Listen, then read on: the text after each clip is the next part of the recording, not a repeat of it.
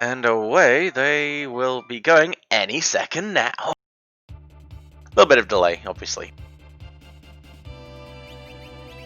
So, as you can see, we've got Mog and Locke as the starting characters. Obviously, Mog, a fixed starting character who starts with all of the dances learned. Much to, I'm sure, many people's disappointment, and that is the reason for the Mog stumble counter on screen. Every time Mog falls flat on his face attempting a dance he shouldn't be attempting, add one to the counter. It's like a drinking game, but family friendly.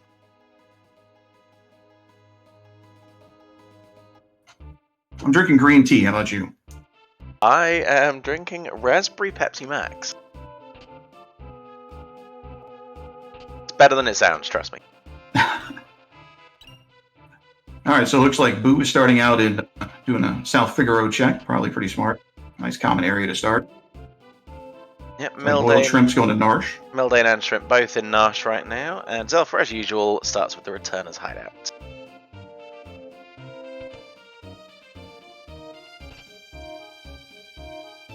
Yeah, I see in chat, no instant hide-on or ghost train kills this week. That's true. So you're not going to be able to cheese some of the bosses that are marked as undead. You could put a Revivify or cast Life on them or use a Phoenix down, but not this week.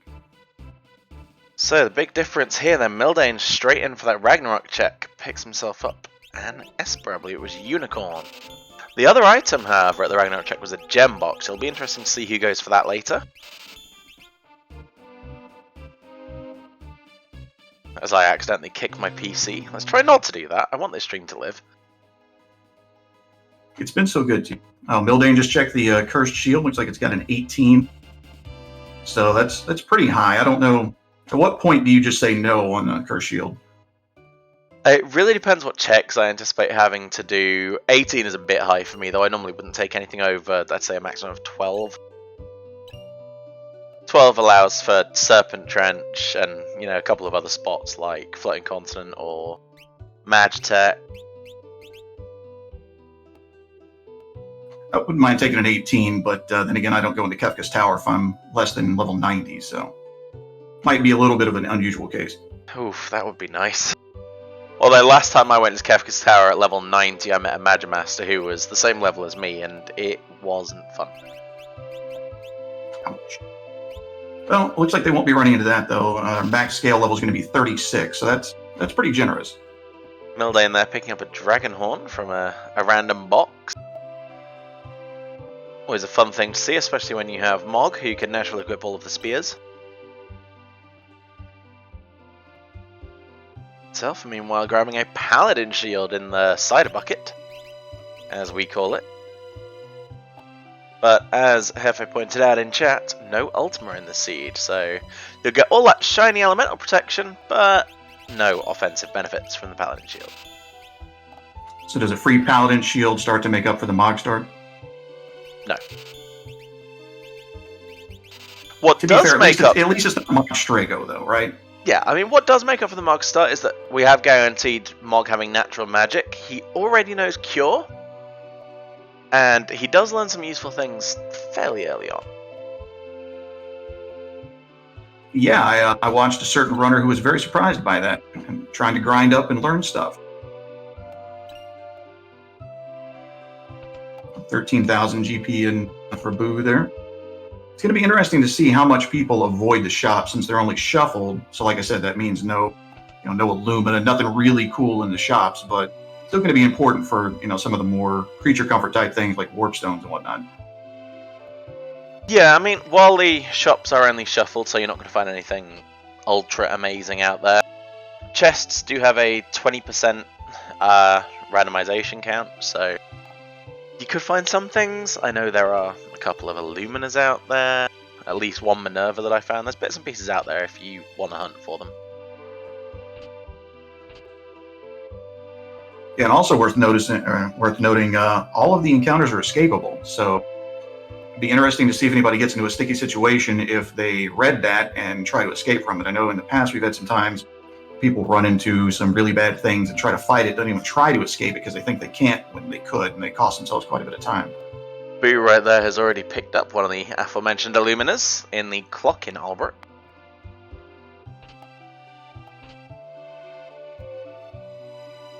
Yeah, I know not everybody checks Albrook. It's kind of becoming the new meta to go there now, but I don't know if everybody has gotten into that yet. So, as you can see on your screens, a fairly unorthodox set of requirements this time. We're looking for 8 espers and 10 characters. As Boiled Shrimp is already making his way up to the Mog check at Lone Wolf, and potentially Kefka at Nash.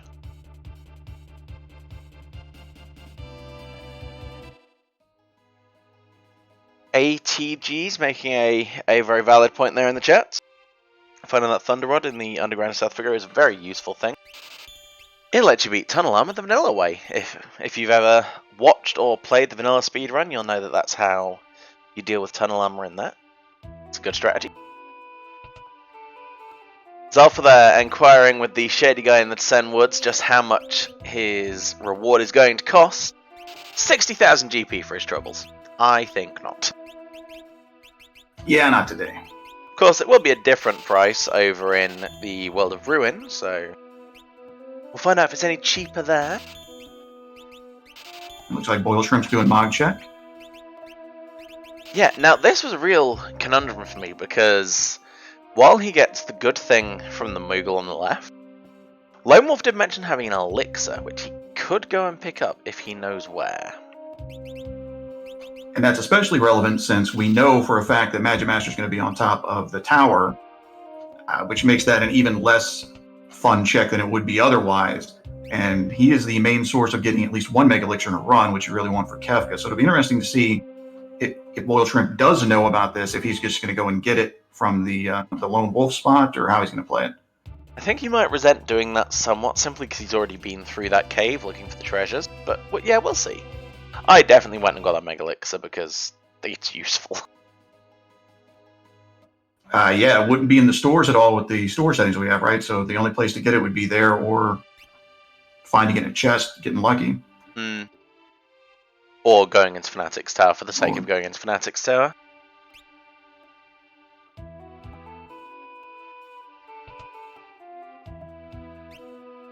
Well, we have made it 7.5 minutes without a single Mog stumble. I think that may be some kind of record.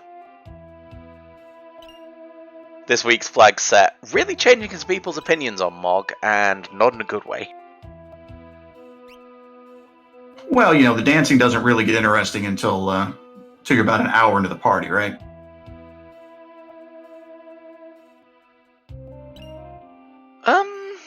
Everybody's relaxed, had a couple of drinks, they start stumbling around, that's when it gets fun. Oh, you were trying to make a funny, okay. Listen, when you're in the presence of the master, I mean, you do what you can.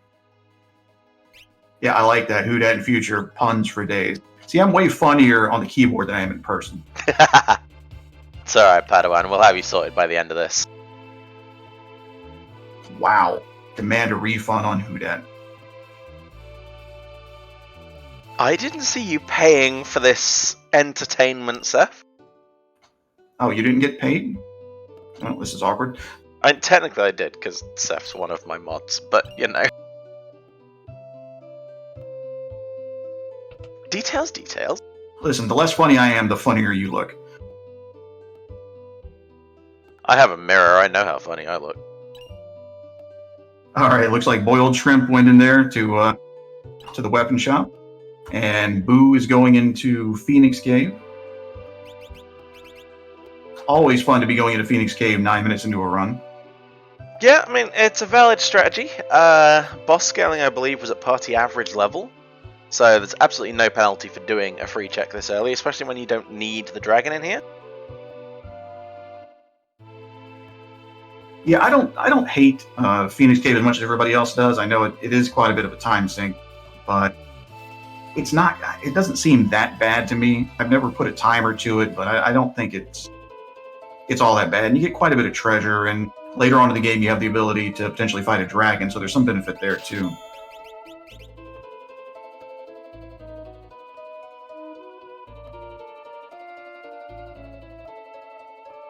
Looks like Zelfer is checking out the Man in the Woods. Oh, 16,000. That's way better. Oh, and for an Illumina too. So 16 grand for an Illumina is a pretty good deal no matter where you're at.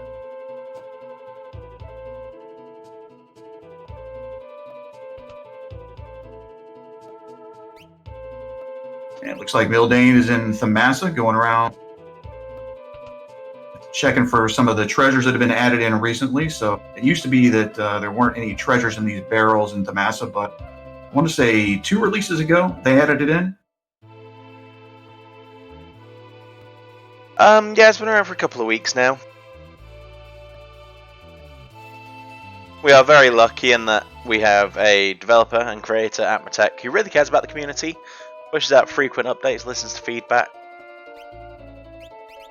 That was great. Every time I have a question, like he comes on at different times than I do, but I'll see a little @ message where he's responded and answered it. That was a great person. So boiled shrimp is in Returner's hideout. So do you go to Returners usually first? That's what I do. I go to Returners, then South Figaro, then Nourish is usually how I do it. But then again, I'm not a racer. It depends who I have in my party. If I have someone with a check in or around Nash, I will do Returners first and Nash last. With Albrook and South Figaro in the middle. Otherwise, I'll do Nash, Returners, Albrook, and South Figaro. Albrook looks like Zelfer's there. Got a nice lady in the way. NPCs are the real bosses of this game.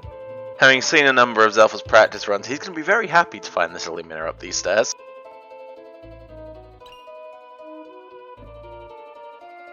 Oh, very nice, very nice.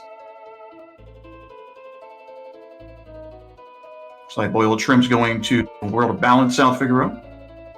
And Boone nearly finished at the Phoenix Cave. It'll be interesting to see what's awaiting him here.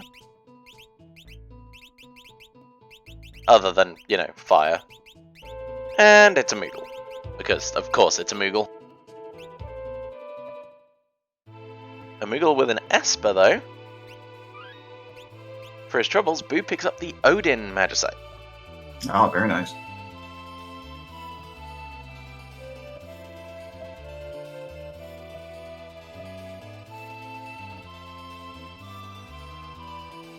So since we have multi-summon on, that means he can cast summon multiple times in one battle.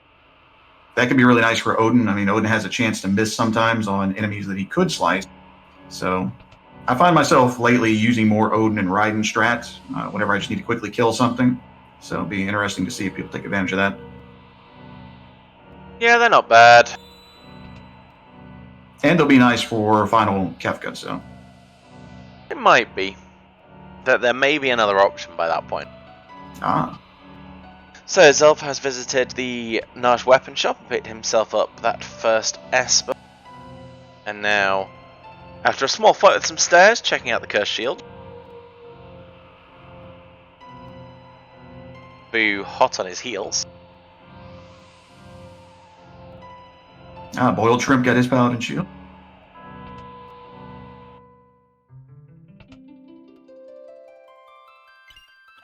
Yeah, especially with the, hopefully everyone gets free paladin shield. I don't know that anyone's going to be in a hurry to fight 18 battles with the curse shield, but... No, especially when you're not guaranteed a ribbon. Because I wouldn't equip a curse shield without a ribbon under any circumstances, unless it was like one fight. Yeah, Renfell says no. Looks like everybody has taken the... Everybody's taken the Esper, nobody's taken the gem box so far. And we have our first combat on the screen, Mildane versus Tunnel Armor. Now I'm not going to see any stumbles this fight, Mog is jumping.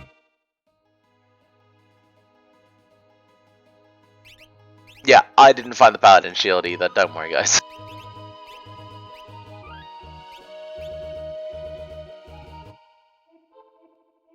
Mildane made quick work of Tunnel Armor there, not a surprise. Yep, we have Zelfa on the way to Tunnel Armor as we speak. And Boo checking out Sen. Mildane getting Setzer for his work.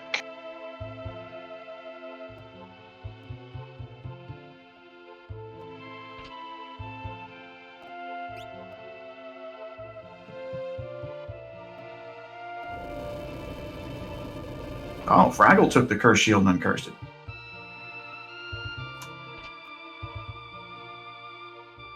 So, did you find a ribbon, Fraggle, or did you just go through the pain?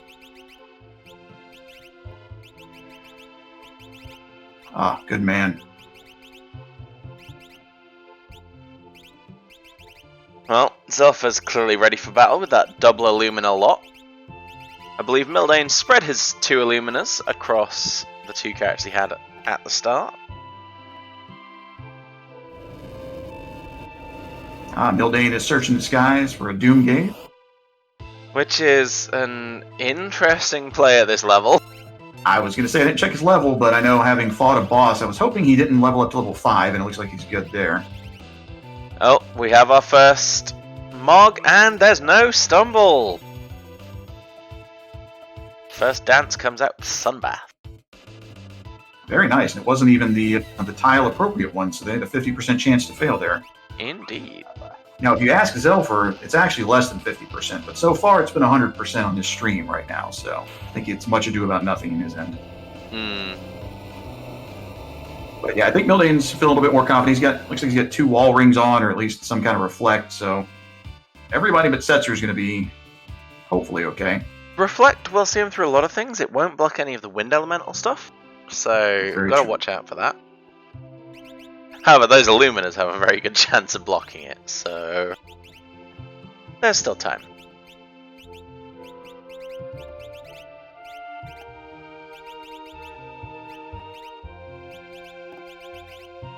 Looks like Boiled Shrimp is going to World of Balance in. Talk to a man in the woods. And Boo is climbing a snowy mountain.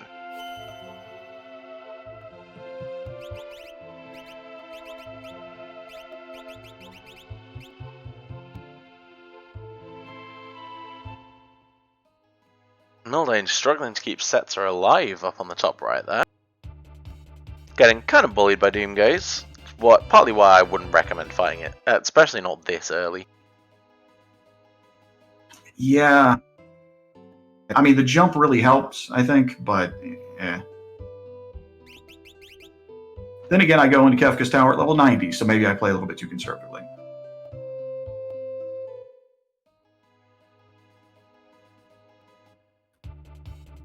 Yeah, I mean, those Illuminas are going to do a decent amount of work, but when you're not getting the crits because you don't have enough MP, it's not great. And you can see there, a Wind Slash taking out 3/4 of Locke's HP in one go. It's going to hurt eventually. Looks like Boiled Shrimp's doing a little bit of grinding.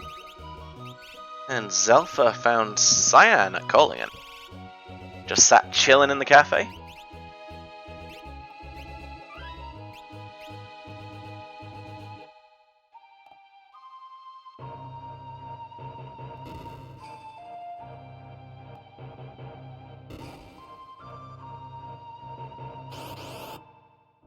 Boo is going for it with Kefka Nash.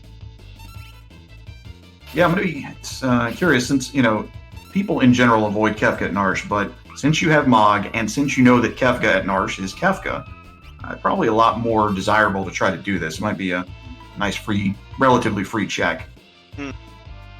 Zelfa taking on the leader and once again avoiding the stumble.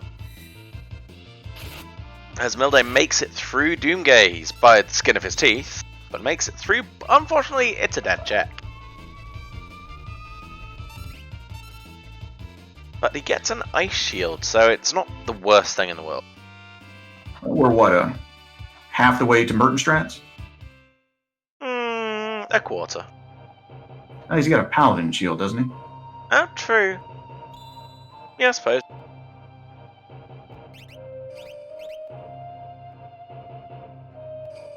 Well, Boo was skillfully avoiding the soldiers, and then he wanted to stop off for some mind candy.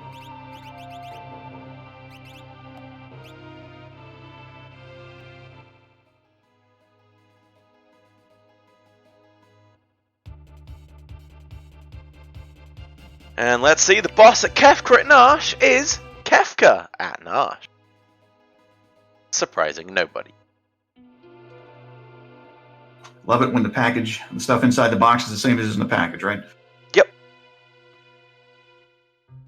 Looks like Zelfer's going to the beginner's house. Mildane picking up Cyan, and it looks like Boiled Shrimp heading to fight Tunnel Armor. Wonder if Boil Shrimp meant to do that, or oh, yep, I guess he's going to uncurse the shield. A quick recap for those including Beowulf, who are maybe joining us a little bit late. For week 4, we have original bosses, so they're in their vanilla spot.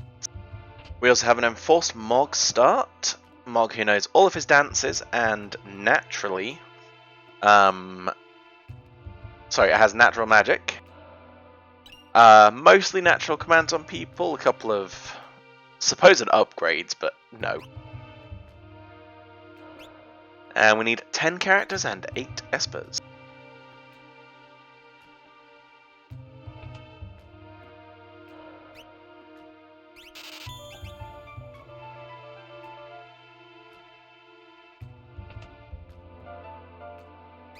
Now, one thing I am expecting to see a lot of our runners do is try and find warp stones.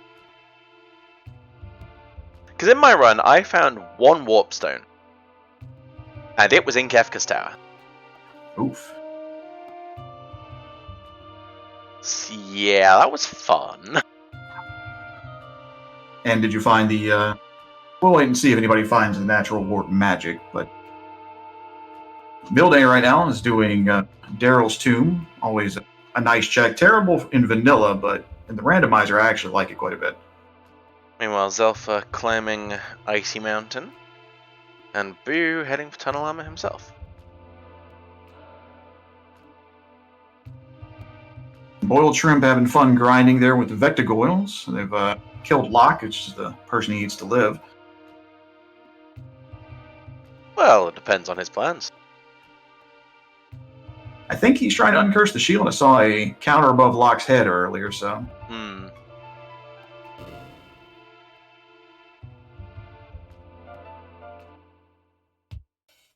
But we'll see. Boiled Shrimp might be playing some 14-dimensional chess with us tonight.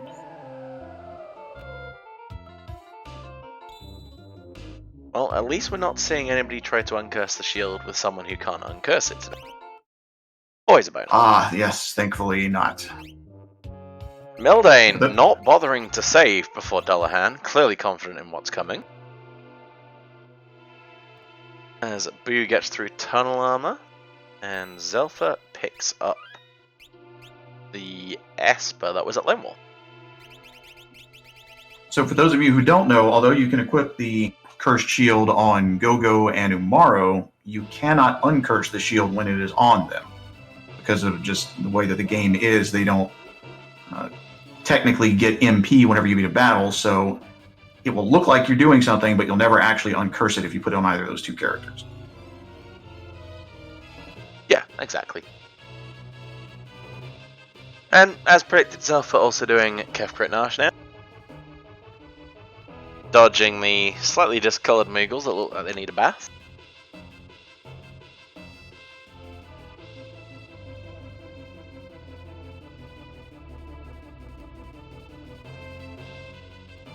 Person carrying the Cursed Shield rips, the counter doesn't restart. Now the counter doesn't restart, so if that character dies, if say the count was 32, it would not restart at 32. But if that character is dead at the end of the battle, you do not get credit for a battle for that. Or you could be meaning the condemned counter, the gradual death. No, that doesn't restart either. Once you've died, you get revived, that status doesn't come back. Oh, I'm sorry, thank you. Well, no, your interpretation could have been right too. Just covering all the bases.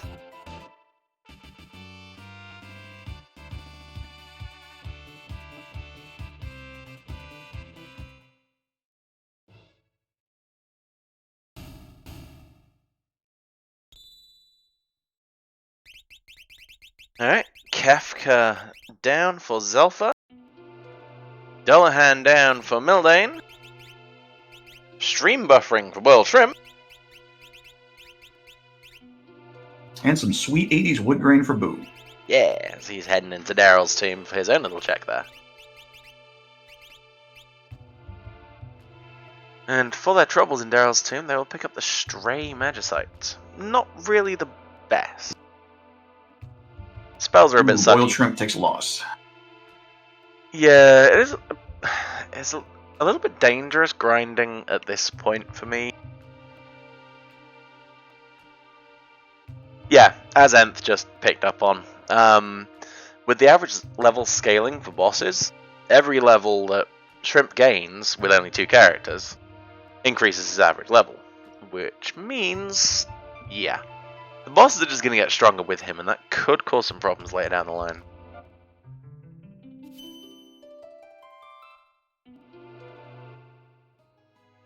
Yeah, I think if you're committed to trying to uncurse that early, it might be best maybe to go to the Veld and do it on a bunch of Lobos. So if you don't fight any regular enemies, when you go to the Veld, the only enemy that will be there is Lobo, which is relatively easy to kill, and you won't gain any experience by killing it on the Veld.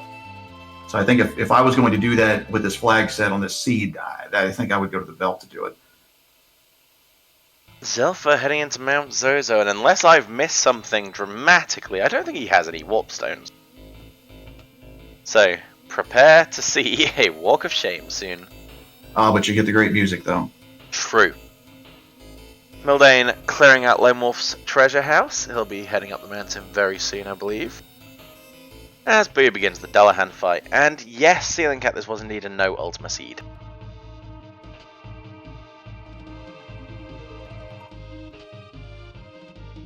Yeah, Fraggle, it is a party average level scaling, so...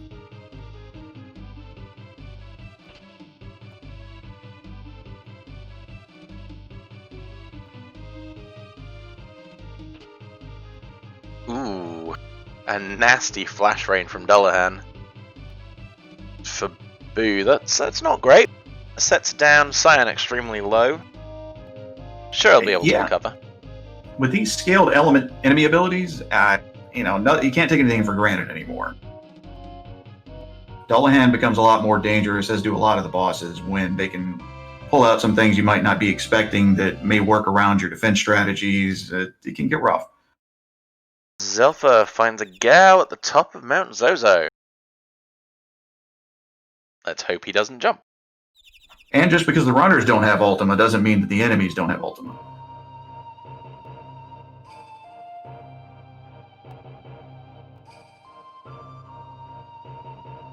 Yeah, very true. So with the scaled element flag on, any enemy of a certain level of that would normally use a non-elemental attack has the chance to use Ultima. And that's bad. Generally speaking. I can tell you it is definitely not 40 plus. Having seen some interesting things today. I want to say I've seen a Foonbaba around 36 cast Ultima on somebody. I saw a level 32 Ultima from a boss earlier today.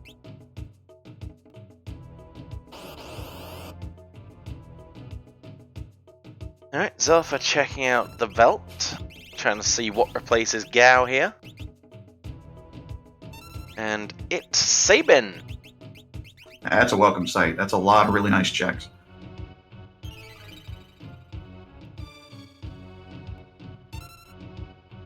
Yep, nice little pile of checks. Mildane grabbing that Lone Wolf Esper. Boo just overcoming Dullahan there.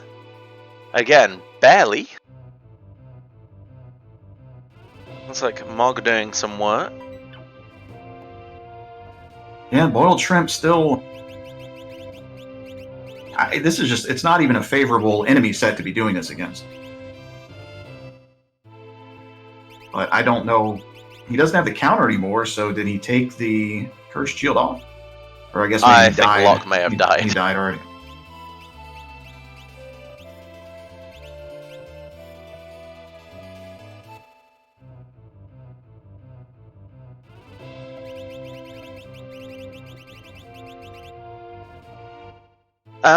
So, ATG saying in chat that the world of balance bosses are so much easier. That's not true. Not with Worlds Collide. So a lot of the early game bosses had their stats buffed somewhat to bring them in line with some of the other bosses in the game. With things like the scaled abilities, you're going to see a lot more, nasty things coming out of certain bosses than you would expect. And then there's fun things like Ultros 2, yes.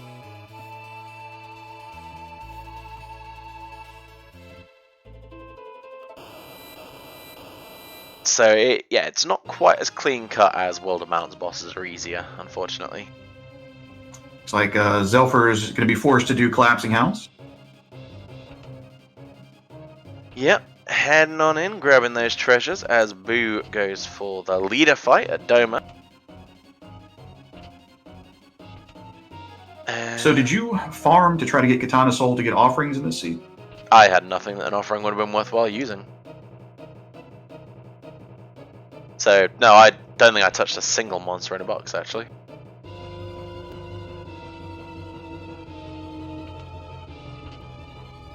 Leader down in record time for Boo, as Board Shrimp deals with Tunnel Armor. And Mildane dealing with Kefka, which is a much easier proposition.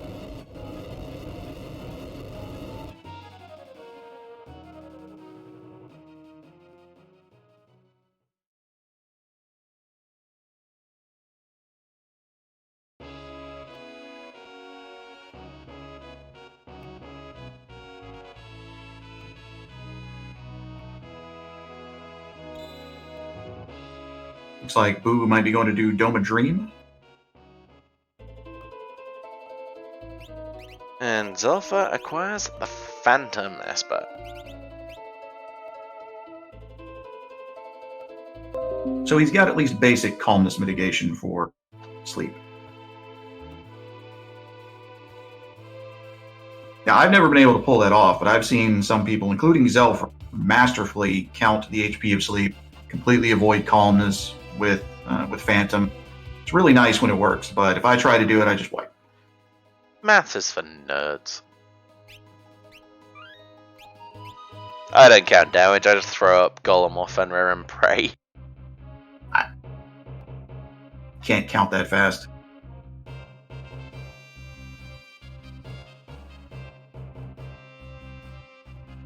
Yeah, just use Golem Fenrir. Yeah. So, as you said, Boo heading into Silent Stream, dealing with those stooges nice and early. As Zelfa bumps into a pile of... Yes, I did do one monster in a box. I accidentally did that one.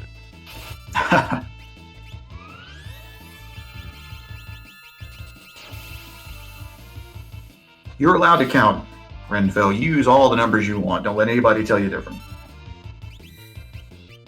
You laugh in between every number if you want. So, in this seed ATGs, you can run from every non-boss encounter.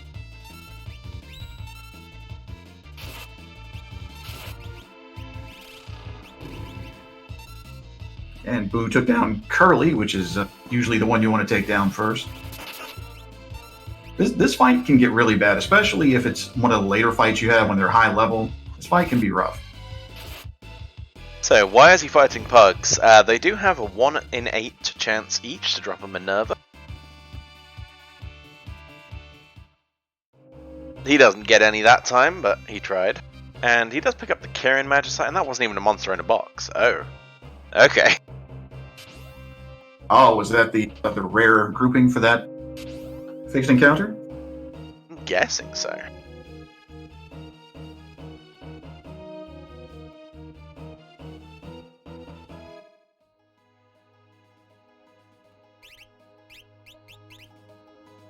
But the Kirin Esper, absolutely trash today. Nothing worth putting on for, to be honest with you. And now, Zelfa onto Barren Falls. Mildane heading to Mount Zozo. Boltrip fighting Leader, and Boo... Boo doing menu things? Probably some last minute cleanup after the Stooges battle. Yeah, just trying to rearrange everything. Get his Espers where he wants them.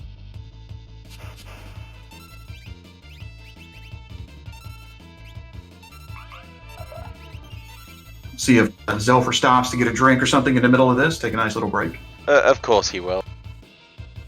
So that is another usage of dance without a stumble. I'm feeling kind of robbed here. We have this nice counter, and I haven't seen anybody stumble yet. I went through a whole 2 minutes of effort to set this up.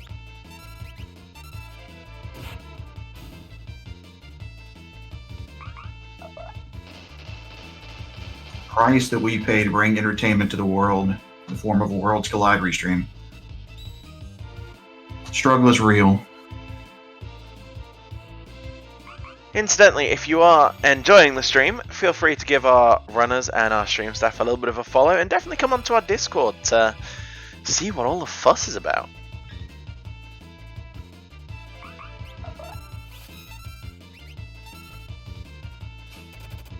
Mildane's getting his gal. That there flags link will not tell you the flags for this race. Our flag strings are way too long for that.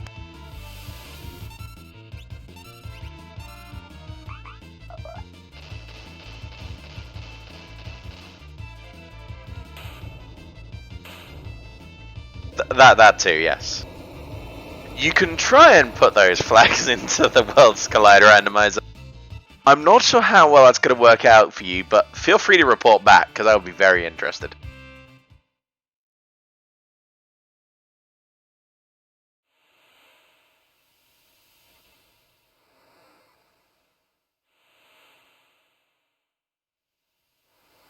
So, Zelf has taken down that extremely difficult Piranhas and Rizapass fight, and now he's all washed up on the shore of the Veldt. I didn't do this check. Let's see what's waiting for him here. It's a cellar! Well, the piranha fights, it can be difficult because it's always scaled since it's fish.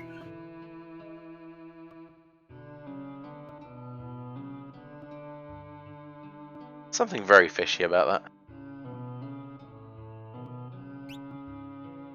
So, Mildane, I'm just trying to bait you into making more puns. Ugh. Bait me all you want, there's no rods in this seed. Anyway, Mildane, having gathered Gao, is on the Veldt, picking up Sabin. Boo heading up to the Rexel fight. And Bodgrim about to start Kefka and Nash. Fairly predictably, Zelfa, having gathered Sellers, is going for that free check in the Figaro basement. Oh, there we go. So, Boo's attacking Rexel there with those Illuminous, which is nice, until you Pearl proc, which he absorbs. Fortunately, the Pearl, he doesn't heal him quite as much as the damage does, but it will slow things down a little bit. Zelfa finding a murder child of his trouble in the Figaro basement. Murder child, of course, being Realm. And we have a pug that appears to have been separated from his friends on Bold Shrimp's screen. Oddly, possibly more dangerous than the pack of 3.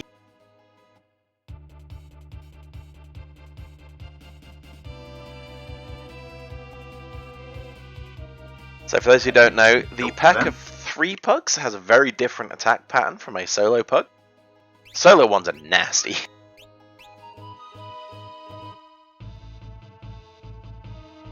Boo finishing up his Rexel fight. Looks like it wasn't too big of a problem for him. Zelf going for Esper Mountain despite the fact that he knows there's no character here. So he is already very close to his requirements, and then needing 2 more Espers and 2 more characters, and then one would assume a whole pile of levels.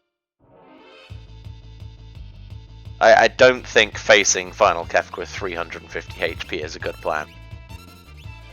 Oh, but it would be great for the stream. Again, using the dance that doesn't apply to this area and no stumble. So there's a thing called Zelfer luck, and Zelfer denies it. He's the only one that denies it. We all know it's true. I hang out in Zelfer's chat from time to time, and he hates dance. Oh, it never works, it never works, it never works. And yet still, Mog stumbles, 0.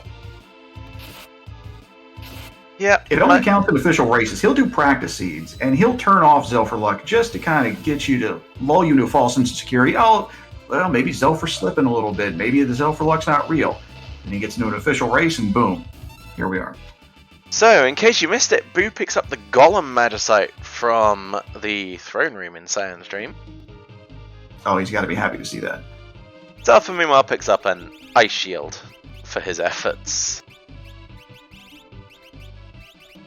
inside Esper Mountain. Looks like Mildane's doing the Serpent Trend.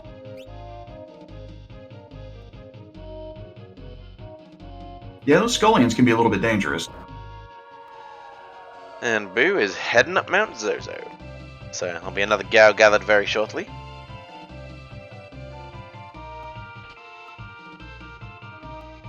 So when you do Esper Mountain, do you do these 2 chests that Zelfer's doing right now? I do not. I go in, I do the chest on the way, I get the check done, the boss beat, and then I get out of there. And he got a warp stone, so he can just teleport right out. And some fixed dice, because Zelfer luck.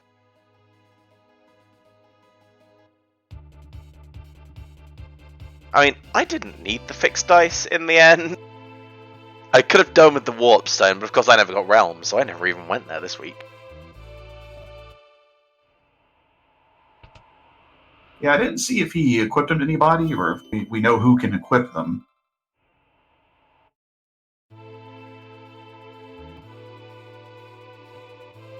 I mean, those Illuminas, he can equip on Sabin? Okay. Well, dual Illuminas and fixed dice, that's pretty sweet. It is, but you do still need the health pool to be able to survive some hits, and he is nowhere near there yet.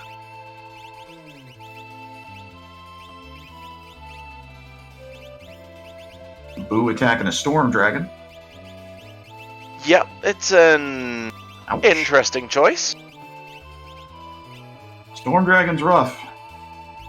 It doesn't look too scary, but Storm Dragon is pretty nasty.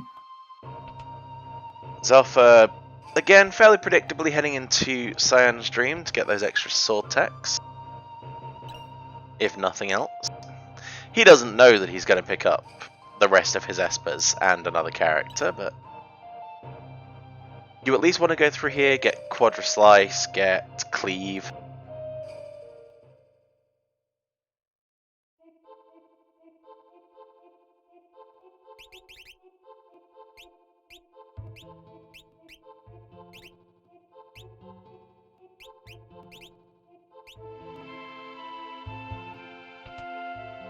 It's like Mildane chose to go to the caves underneath the Serpent Trench. Yep, that's one I don't really do either. It takes a bit too long for my liking. Yeah, it's a lot of time for a couple of chests, but Boiled Shrimp grabbing that Sen Illumina as Mildane gets a Phoenix for finishing off the Serpent Trench. Not the most amazing Esper, just Quake and Slow, no bonuses, but it's one more for the counter.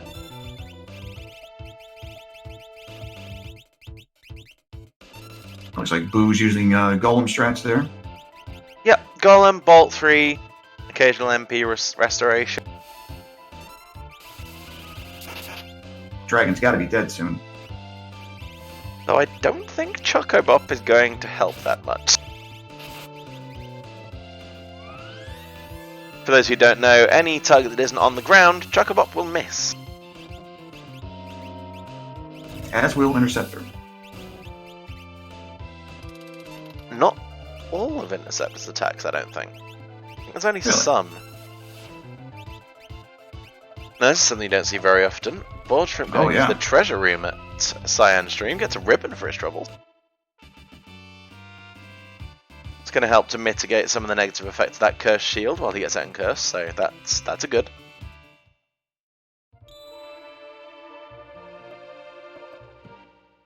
Interceptor is absolutely the best doggo. Yep, Interceptor is the goodest boy. And we'll see what Mildane runs into here at the Imperial camp.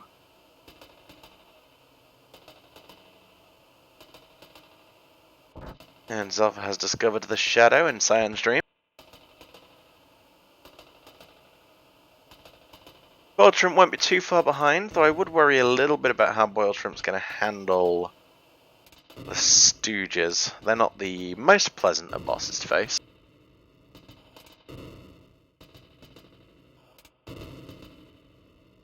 Okay, this is the formation I saw everybody get that Mildane's getting here, so I guess the pugs were probably rare.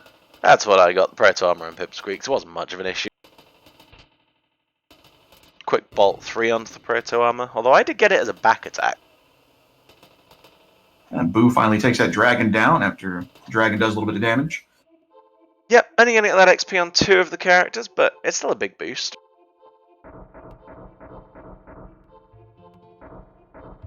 Yeah, we'll see how that plays out. It cost him a couple of minutes there. If if it comes down to it, a couple minutes can be a huge deal. I want to say the last time we saw Boo and Zelfer race, they were 5 seconds apart at the end. It was a photo finish last week, yeah. However, they have taken fairly different paths to each other so far, so might not be as close this week. We'll see. Mildane going to check out the train, man after my own heart. Though he has forgotten a Moogle charm. Whether by design or not remains to be seen. He is going to fight it, so we'll see. The most fearsome of all enemies, Leafer and Darkwind. Hey, beware the bunnies. Huge Leafer fan. What sport do they play?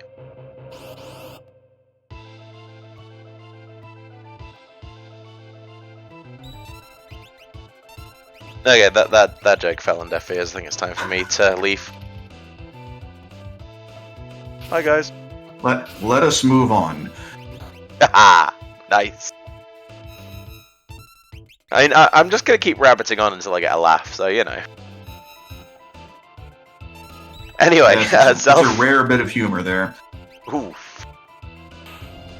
Zelfa takes down Rexel with no trouble at all. Bortram getting a little bit bullied by the Stooges, as expected.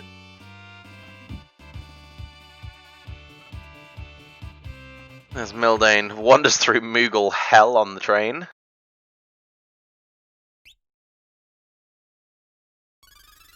They're just not letting him pass. Hell, right?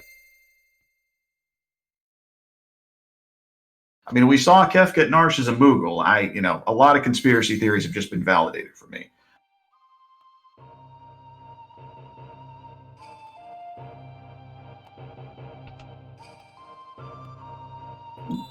Spoiled shrimp is his cyan get turned to stone, locks down. Needs to take out that curly. Oh, and he does. It's always good to see the Stooges. Quite big fans of the Electric Light Orchestra. Bonus points in chat if you understand that one. If you don't understand it, don't bring us down and tell us you don't. Just nod and smile. I like you. You can commentate more often. And no blue skies for Boo, since he's in the world of ruin there.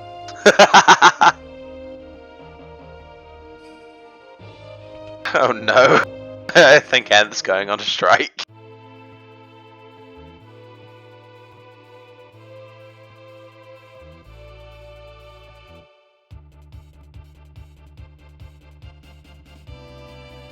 So, one character left for Zelfa.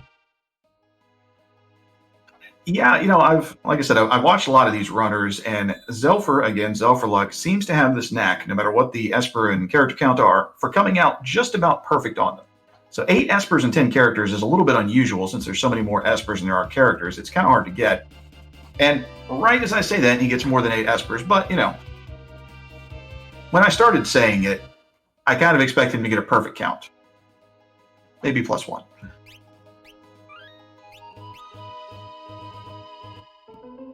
Well, he's heading for a night at the opera. Scary train for Mildane.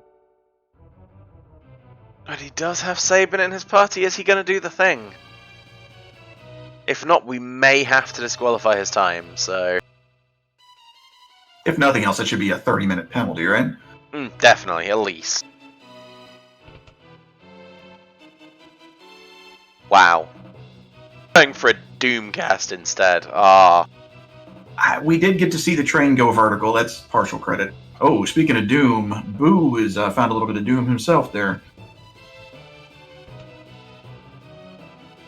So, Boo is likely looking for experience, Renfell. That's why he'll be doing Dragons and Doomgaze. Though he may not have deliberately run into Doomgaze. I didn't see. I believe Doomgaze is right next to Kefka's tower, so it's maybe that's not how that works. Oh, is it not? Every time you take off in the airship, Doomgaze is in 2 tiles from a selection across the map. Ah, I did not know that. I thought he was in a fixed randomized location. So, Zelfa has run into a katana soul in the rafters above the Opera House. As Boa Shrimp has made it through the Stooges, but at fairly great cost. And Mildane is fighting some fishies.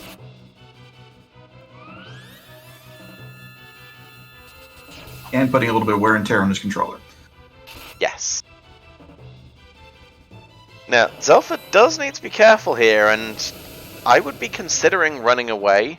I know he probably wants one offering to go with those fixed dice, but this fight is going to take a lot of time.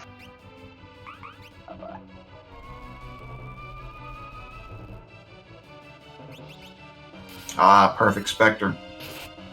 It doesn't work that time, but if you can confuse Katana Soul before he powers up, he will occasionally cast Instant Death on himself, which is always very nice. It's also funny because Katana Soul is not actually vulnerable to instant death, but does die to his own instant death attack. Go ahead and explain that one to me, someone. Code of the Samurai, Honorable Suicide, I don't know. I guess only he knows his weak spot.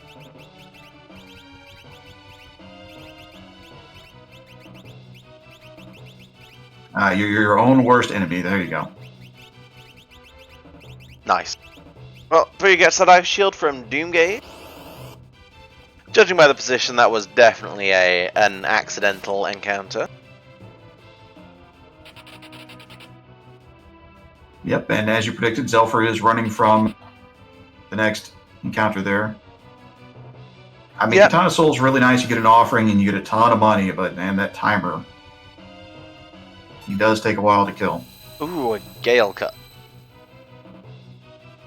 Can't die to it, thankfully. Mog is immune to the wind damage. But could cost some time to heal before Ultros 2. Or not. Mildane's going to get his Celeste. Yeah, as Boa Shrimp making his way through the train section of Cyan's Dream. I'm sure he's been training for this.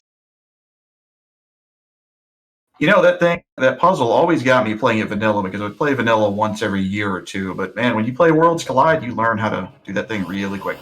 Yep.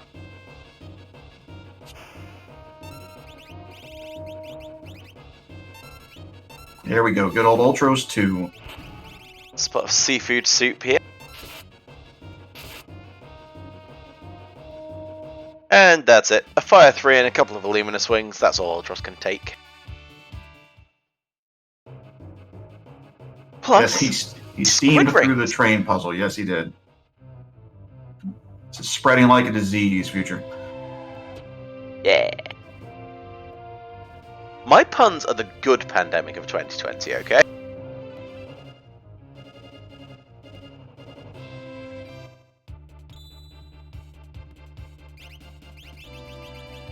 Yeah, Zelfer's making really excellent time here.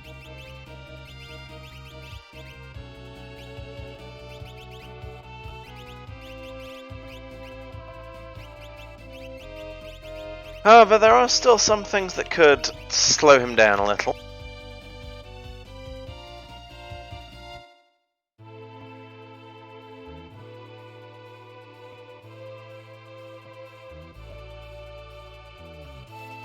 Little Shrimp about to do his Rexel fight.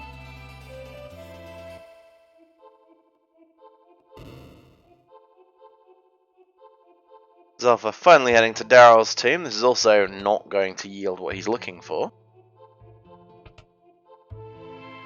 And Boo beats up a dog and gets a save-in. Seems legit. That checks out.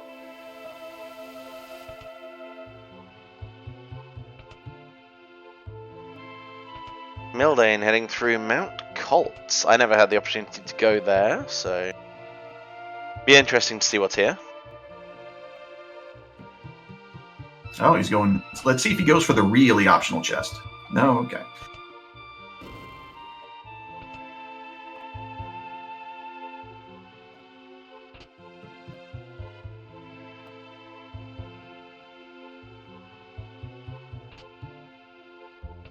So I didn't see, did anybody go back and get the Mega Elixir from Lone Wolf Spot? Not so far.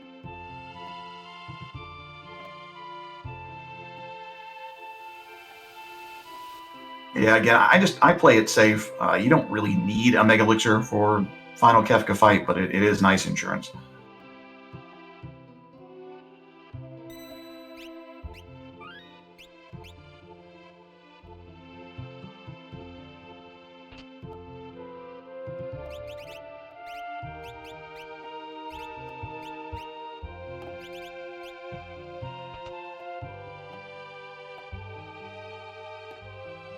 Boo's chasing waterfalls.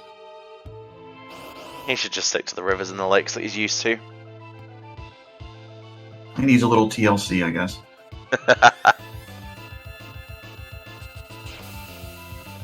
So, Zelfa on Dullahan and Mildane on Vargas.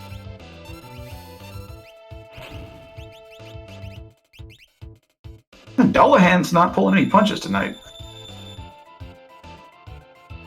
Yeah, Dullahan, not usually that tough of a boss, but today doesn't seem to be very happy. And Boiled Shrimp gets his golem.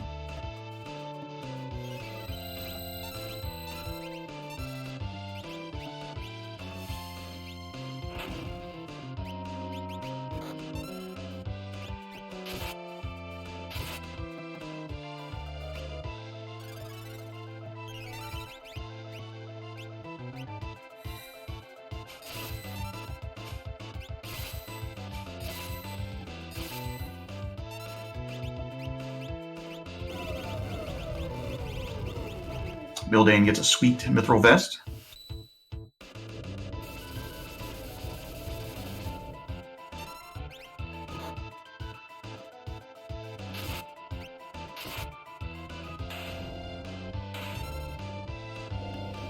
So if you're in Mildane's position, you're at 8/8, you need 2 more characters. What do you do?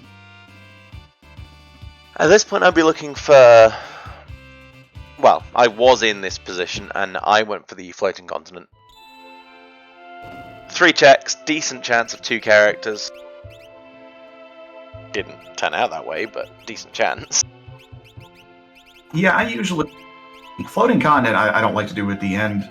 It's, if I have shadow early, but it is really dense, though. So that is nice, and especially since you're not penalized for going over on your Esper count, it's not as big of a deal. Hmm. And you are penalized, but only in time. It's just wasted time, that's all. Boiled Shrimp also facing off with Doomgaze? Why? Mildane is about to meet the Room of Katana Souls.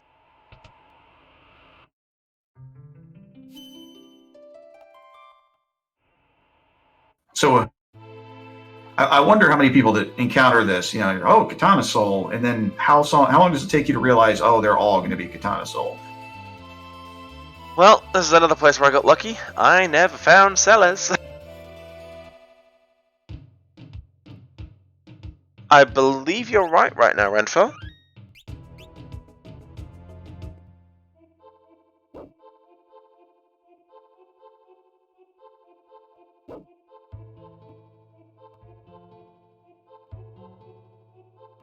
Well, Zelfer is going. Let's hope he goes to the train. For those of you that don't know Zelfer has a special relationship with Strago. He's one of the few people. I'm another one too. There are a couple in chat who really genuinely love Strago. Nope. He's not that bright. Yeah, you'll get the haters in there, but Zelfer understands. Strago's the best character. He has the best checks. He has the best abilities. He's the coolest looking character. Just the best. You're saying Shadow wrong.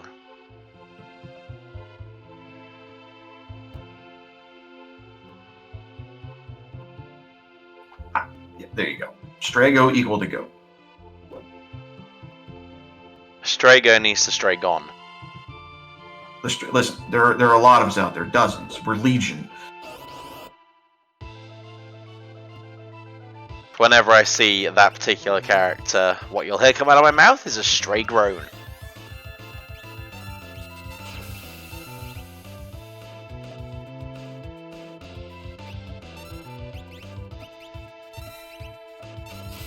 So, I'm not sure why Zelfa's fighting this when he knows he doesn't need what he's offering. See, I can type responses when I'm laughing, but I can't commentate when I'm laughing at a pun, so...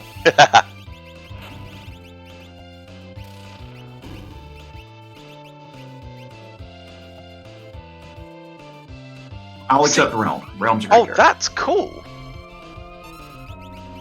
It's been a long time since I've actually seen the party just run to the other side of the battlefield. Yeah. When Behemoth changes. You only see that on original bosses. That's quite cool.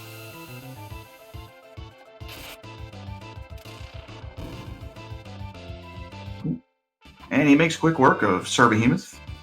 Yep, Senor Behemoth goes down. Takes his sombrero with him. So what is it, chat? Is it Sir Behemoth? Is it Senor Behemoth? Is it Senior Behemoth?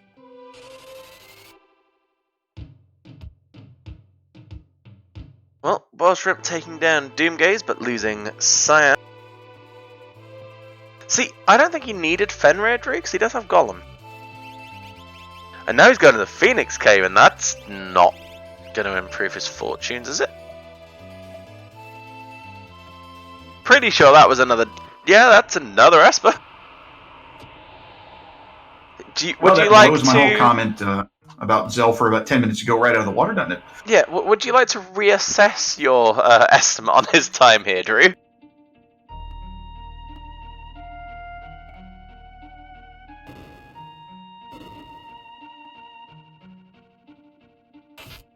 Boo takes down the train.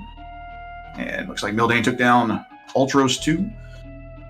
Yeah, neither of which are particularly dangerous obstacles.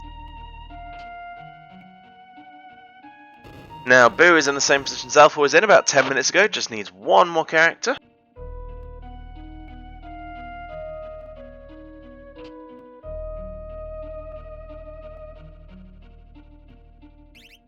Boiled Shrimp looking to spend his 993 gold somewhere, burning a hole in his pocket. Boo's still very underleveled, I feel, with at least a couple of characters. Probably the ones who didn't survive the dragon fight, to be honest, because that would make sense. And I'm a dum-dum. Yeah, what level do you like to go into Kefka's Tower with? Especially now that you know what the bosses are going to be. Would that change the level you would want to go into Kefka's Tower at? So, normally I'd like it to be around 40-ish. This week I actually went in a bit earlier. I went in the low 30s just because I knew what was coming. And I knew that for every boss I'd face in there, I had a solution. So, for example, I knew that for Poltergeist path, going through Inferno and Guardian and Poltergeist, I could send Cyan with Stunner to deal with Poltergeist and stop him.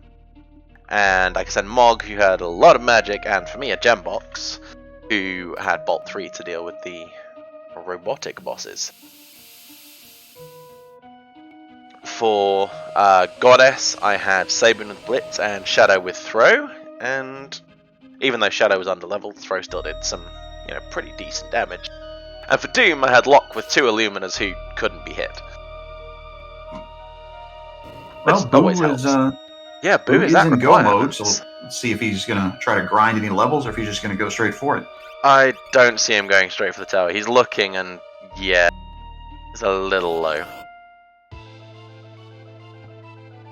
So as a runner, somebody who's trying to get a good time as opposed to just playing for fun, do you see yourself at 104 ready technically to go in? Do you see yourself and say, man, maybe it's worth it, maybe I take that shot? I mean, if I was ready to go in, yeah, if I had the levels I wanted and I was comfortable, I'd go in there. For me, it was about the 110, 115 mark when I'd finally gotten my requirements, and on that path I had gotten the levels I wanted, so, I was in there. Anyway, Zelfa taking on the Red Drain in the Phoenix Cave, looking for a little bit of XP. Mildane done with the collapsing house, heading on out of Sen. Board Shrimp in Daryl's team, and Boo heading for the Dirt Dog and having picked up an entire pile of shiny Gaia gear.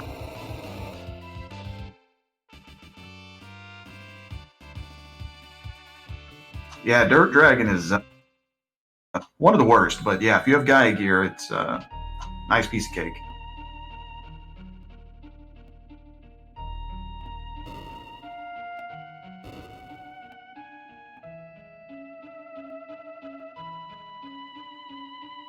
Yeah, I wonder how much going into Phoenix Cave, for Boo, if he was saying, well, I could kill this dragon, that makes this a little bit sweeter of a check.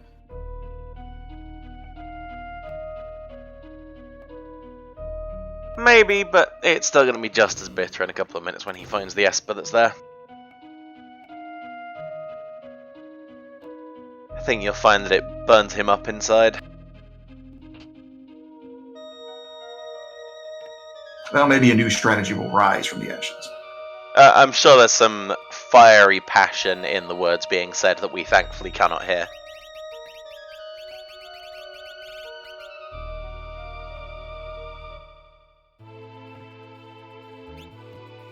So what do you think? Is it finally time for Zelfa to cave and go for the floating continent? Oh, that would be interesting. It would be overkill, I think. It would be overkill. I have to imagine at this point he's going to go for the train. Oh no, he's going for Mount Colts. You gotta feel bad for Zelfa, who's just making all of the wrong choices right now. This is, when you're on the hunt for one character, when there's only 5 left to get in total, and when he started this hunt there were 18 Espers left to get? The chances aren't great, but yeah, you gotta feel for him making accidentally all of the wrong choices right now. So, Mildane, meanwhile, only 2 characters away. He's going to pick up Shadow in this stream, so that'll put him 1 character away from his requirements if he can get through the Stooges. Boiled Shrimp Boo just still got doing... a sweet Valiant knife. Nice. Boiled Shrimp doing fairly respectably as well. 6 Espers, 5 characters, so he's well on his way. Looks like Boo isn't done grinding though. He's going for the snowfields to go and play with an Ice Dragon. I think we might see him take on Tritok as well while he's up there, just for a little bit of extra quick XP.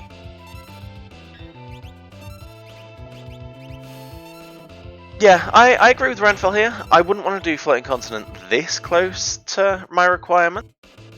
Like, for me, I did it when I needed 2 characters. That's a bit different because, you've got 3 checks up there. When you only need 1 and you have other checks available, you're risking wasting a lot of time. Yeah, because Floating Continent is what, 7-8 minutes at best? Well, yeah, I mean, even if you only want to do the first check and then yeet on out, you still have to go through 3 fixed encounters, 2 bosses, and a couple of minutes of walking. Right.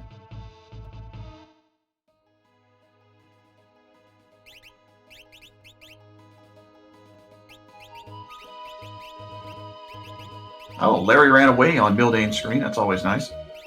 Hopefully Mildane can kill Mo before Larry comes back. Because he can do that. Yeah, that I've never seen. That's a very interesting little quirk of that fight. Boo is bullying that poor little ice dragon. And Bodstrom takes down Dullahan as we watch the sword tech bar go up and up and up. Cyan's cooling his heels. Yeah, he's just chilling out. It looks like Boiled Shrimp had about the best time with Dullahan there. I mean, got through it. Dullahan wasn't too much of a bully to him. Yeah, it's an improvement over the other runners. And here we go. The choo-choo train comes into play for Zelfa. He's going to be happy that it's his 10th character, but he's going to be ecstatic that it's Strago. Yeah, I mean, he doesn't need to do any more checks after this, and he knows it, so he isn't going to care.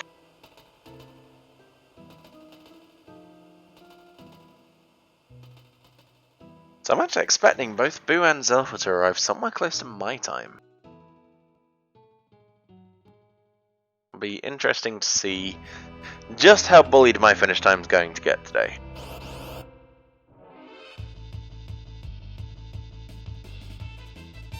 Yeah, when I play, I usually try to have all of my initial shopping done by about an hour 10, hour 20 in. Then I start, looking for characters and Espers.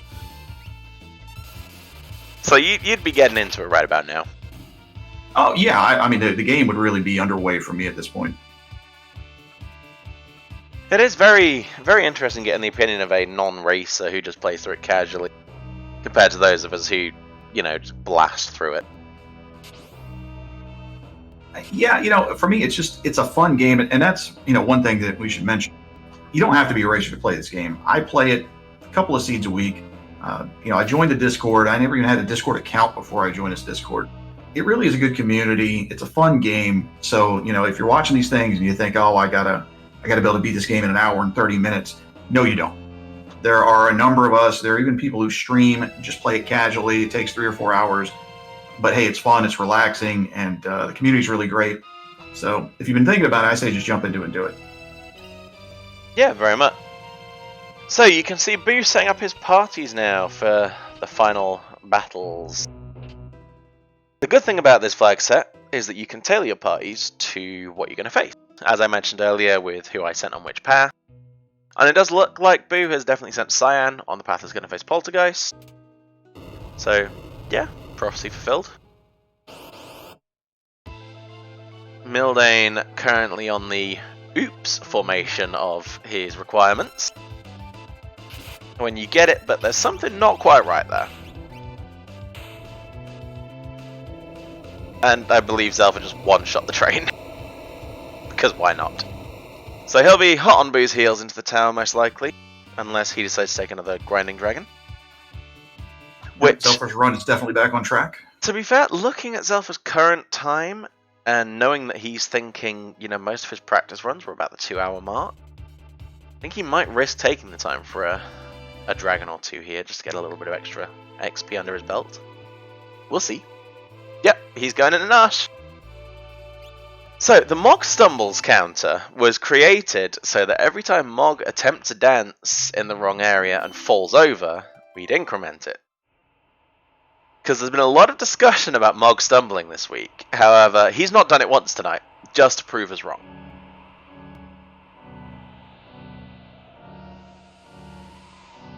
Which I think makes Mog the biggest jerk of all. Right? It makes it even worse. Yeah. And isn't it just the Twitch way? Oh, we've never seen this happen before, right? Oh, apparently we did have a stumble. There we go then. We have a count on the stumble counter. Yeah. Obviously, bear in mind that your humble restreamer and commentary team here are trying to watch 4 streams at once. We're gonna miss things, so feel free to help us out every now and then. Thank you for bringing that up, Jam-Pack, and if you just made it up to make us feel better, thank you so much. Yes. But I did feel that Mog's dancing would be a little more of a stumbling block than it is being. Well, he's a slam dancer, and usually he just slams right into the ground, but... I mean, I guess I shouldn't have fallen for all of the hype.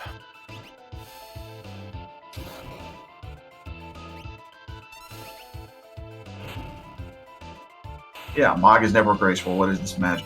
It's the magic of broadcasting. And speaking of falling, Boo takes a trip along a conveyor belt heading up to the Inferno fight.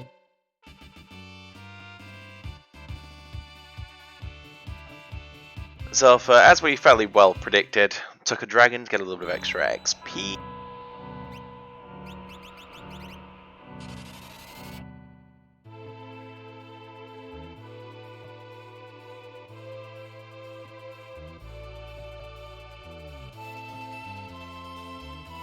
Rexel goes down for Mildane, so that'll put him at 11 Espers, 9 characters. Zelfa's going for the Opera House Dragon. He's really grinding it up. Unfortunately, he doesn't know right now just how much this is costing him. Yeah, so I, like you, I watched several of his practice seeds, and they were all, right at that 2-hour mark. And yeah, unfortunately for him, this can be a pretty fast seed if you go down the right path. So, for anyone who's curious, in fact, no, I'll wait until we've passed the time, but At some point I will let you know what the current first place time is for comparison. It's like Lock and Realm going down for Boo there, but hey, at least Cyan survived to finish off the fight.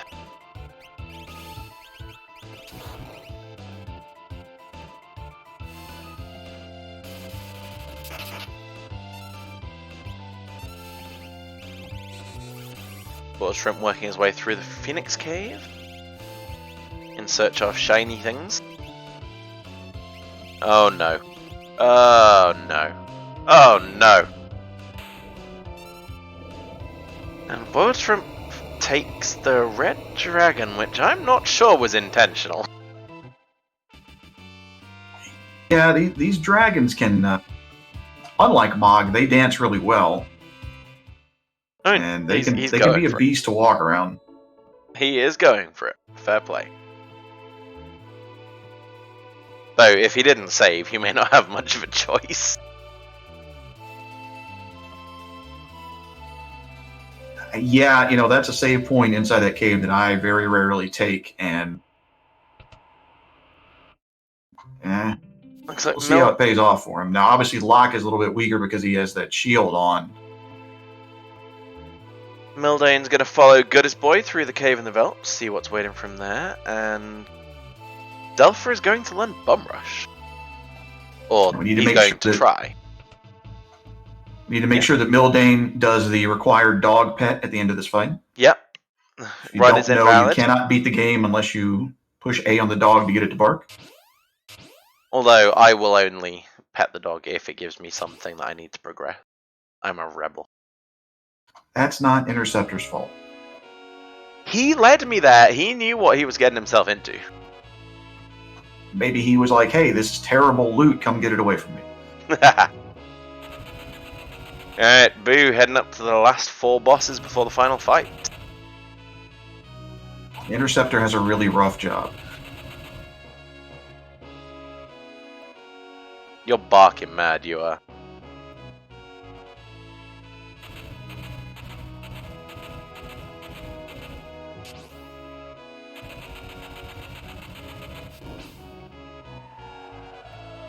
I'm not sure this commentary is worth the bytes being used to transmit it.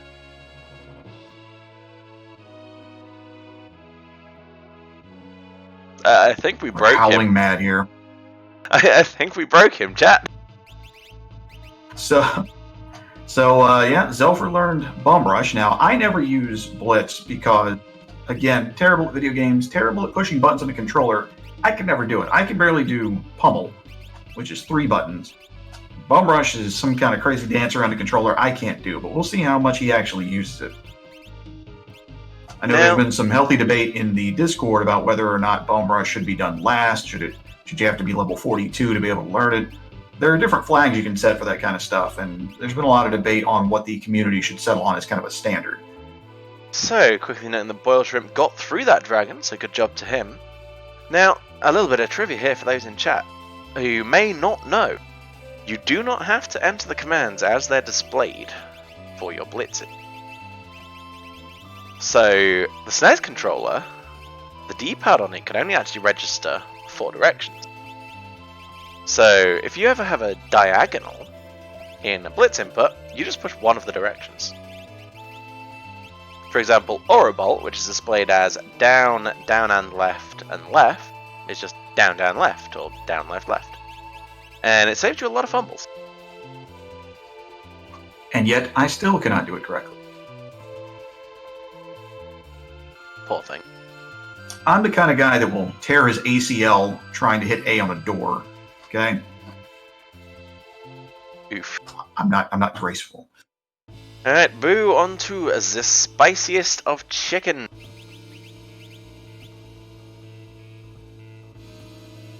Cyan straight out with that stunner. As you'd expect, gotta stop the spicy chicken, as Alpha's just entering the tower now. Mildane warping on out of the Veldt Cave, and Boiled Shrimp nearly done with the Phoenix Cave here.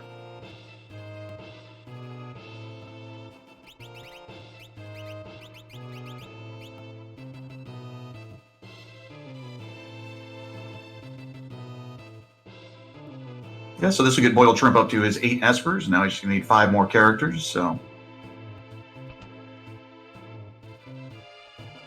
Be feeling good about that. Maybe you can borrow some from somebody else, but everybody's got their esper count pretty good. It's just those characters that we're waiting on. Yeah, and it's a fairly common theme this week that people have had way more espers than they needed. So Boo's done quite well to keep it to 8. As the spicy chicken goes down, Locke barely surviving. Okay, that's 36 more hit points than he needed.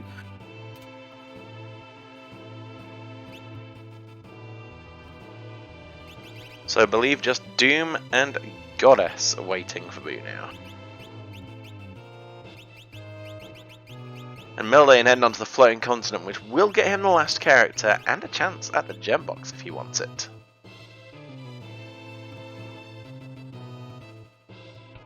Yeah, that'll be interesting to see, and he can also, if he chooses to, when he gets Terra, go and loot the Imperial base. Now that's a little bit out of the way, but could be a lot of nice stuff in there. Yeah, I mean, just stopping into the first part to get the treasures in the basement isn't that slow. Maybe a minute at most. Depending where you're flying about from. to fight Inferno? Yeah, shouldn't be too much of an issue. I know Bolt 3 is out there somewhere. And it's on Mog, which is exactly where it was for me, so fantastic. Boiled Shrimp doing the clock check in Zozo. That's the subject of much ire amongst a lot of different people. Finds a Hyperist though. Pretty good for Cyan if you're going to be using a lot of sword techs and you get his strength up a little bit. Yeah, that one's not bad. That's a nice mid-tier item. And Inferno down. Meanwhile, Boo bullying his teammates, throwing out the Merton strats. Any fight you can walk away from, right? It's acceptable losses. Yeah, no care for Sabin and Gao though. Not sure I'd want to be on his team right now. Yeah, we'll have to have a chat with him, but that Merton doing a lot of healing.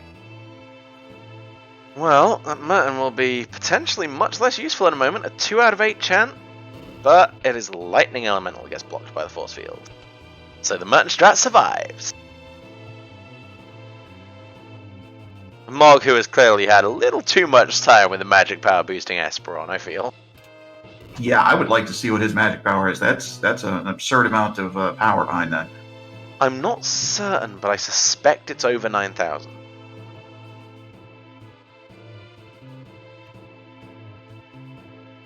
Though, his magic power could indeed be 420, because he definitely blazed Doom out of the way there. That's right, I'm down with the kids. Yes, hello, fellow children. I understand these May-Mays. So, Mildane just defeating Ultros 4 and Chupon, or Coupon, as I've heard a few people refer to it. Chop on. Apparently it's supposed to be Typhoon. There's an interesting article out there about translation and transliteration quirks with Final Fantasy VI, because there are a lot, and apparently Typhoon is what that is supposed to be. Yeah, it's the translation of Typhon, I believe, rather than Typhoon. Because they get it right in the other Final Fantasies. By which I mean the ones that come after this, with a little more care taken over the translations. They might have learned their lesson. Yeah. So, we're coming up towards the final battle for Boo. Are we going to have our weekly debate on what W-Wind mean? Find out soon.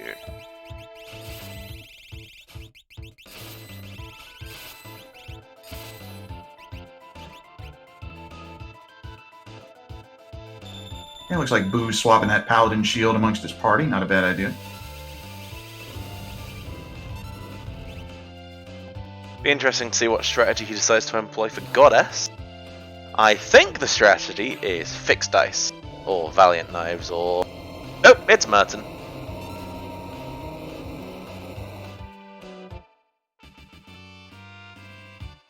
Hey, stick with what works, right? So Mildane picks up Terra. I wouldn't be surprised to see him not bother completing the other two bosses here. I think you'll find him get to the airship and decide to promptly sod off.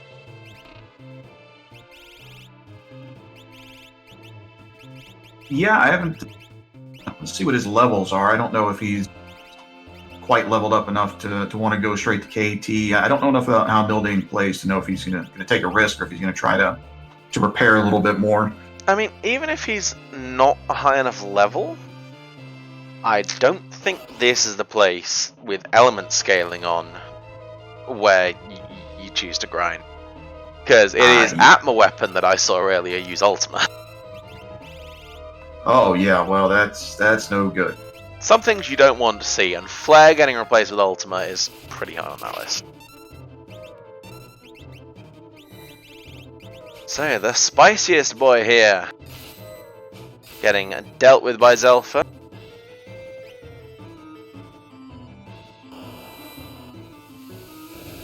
A pug on the Velt for boiled shrimp.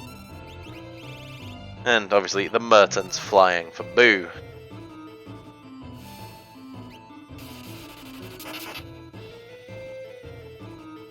Good old Step Mine. That can be very dangerous early in the game when you don't have quite a few hit points.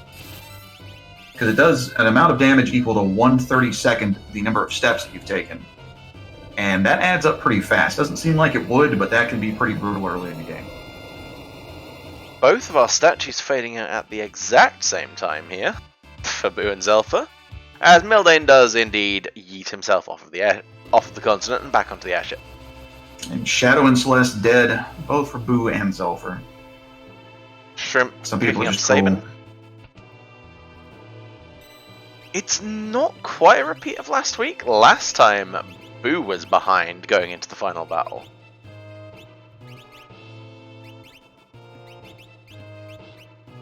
Yeah, Boo and Zelfa being two of the more experienced runners on here. I mean, they're, any race with them is going to be interesting. When they're together, they know they're together. They're going to be competitive, and it seems like it often just ends up being really close.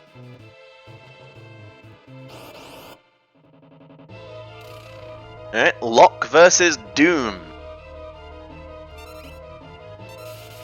I mean, technically Locke and Friends versus Doom, but the Friends are about to no longer exist, so... Cold reception. And Boo's going in for the final climb. Yeah, 128 getting into that battle, you gotta feel pretty good about that. Yeah, he has the potential, if things go perfectly, for first place overall.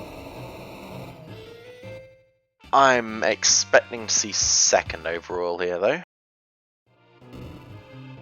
Yeah, that first place run was very nice. Must be nice, because it was 6 minutes faster than me. I'm very proud of my time this week, though. Pretty solid time. You put in a very good time. How long do you think this run would have taken you? Yikes. That good, huh? Legitimately, probably 3.5, 4 hours. Okay. And for a non-race, that would still be a fairly respectable time. Yeah, I play on a little bit more traditional seed types, so since these have the original abilities, there's a lot to this. Maybe I could get a good sub 3 on a lucky day. I think I would have made a lot of the right decisions with this. They're the kind of things that I would check.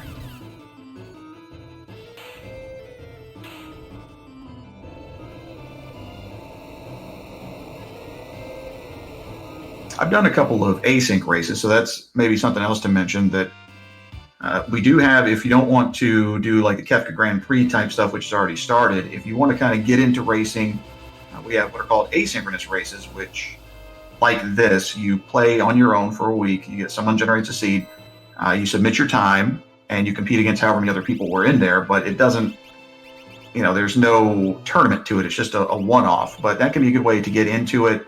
You can talk with people after the seed's over. Hey, what did you think about this? What did you do in this situation? If you're looking to get into racing, that's a good way to do it.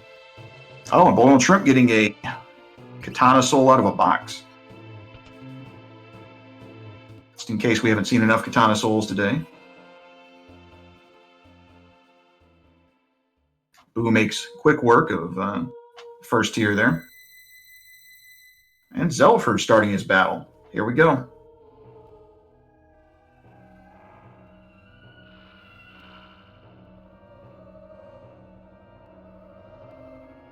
Katana Soul goes down for Boiled Shrimp, so he's going to get another offering. Zelfer. And a whole big bunch of money. Zelfer into the final battle.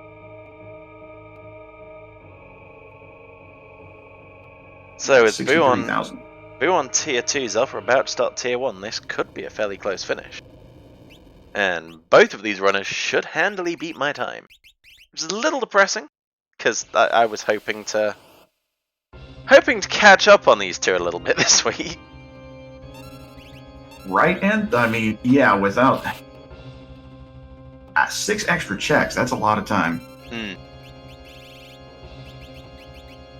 But then Boo spent quite a bit of time on that one fight, so. If it makes you feel any better, having watched this 3 or 4 times at this point, I still couldn't beat your time, Future, so. It's alright, I probably couldn't do that again. Finding it very funny, actually, because every week so far, I have finished in 7th place. So if nothing else, I'm consistent. There you go.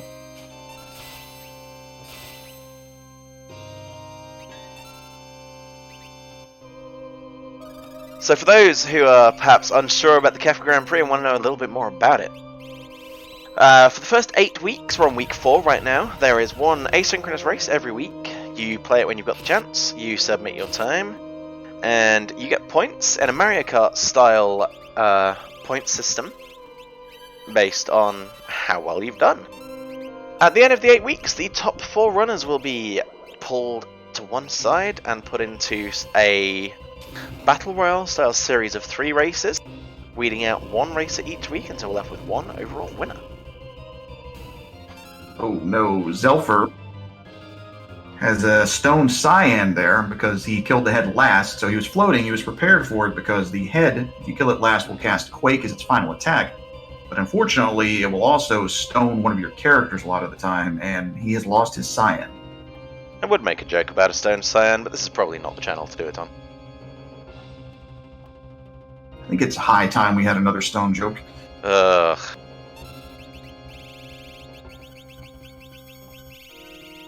So, Boo and Zelfer both on tier 2 at the same time. It is looking like it's going to be another photo finish, just like last week. If you remember, last week on the Wednesday, we had both of these runners running. They finished less than 30 seconds apart.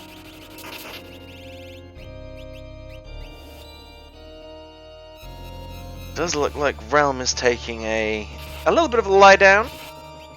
Quite young, probably doesn't have the energy to get through a fight of this magnitude. I mean, hey, who doesn't love a good nap? Oh, Boo moving on to the final tier here.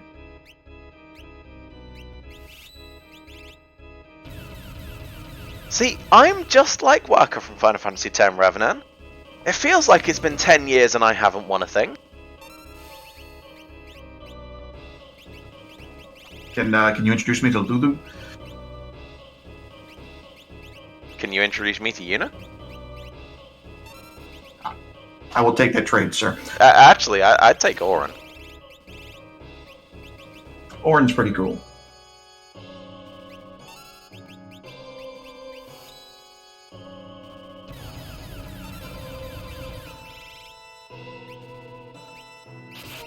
Is Final Fantasy X really 20 years old?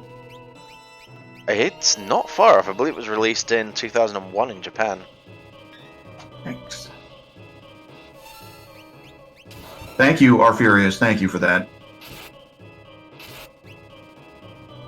which is terrifying because Final Fantasy X was my first Final Fantasy. Okay, Mildane's going into the Phoenix Cave.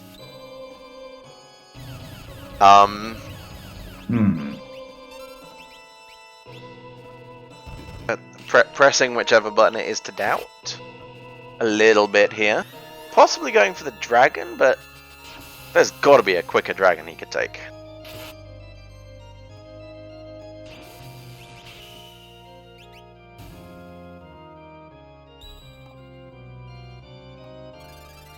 Okay, the photo finish is looking less likely now. Boo is on to the final stage of the final battle.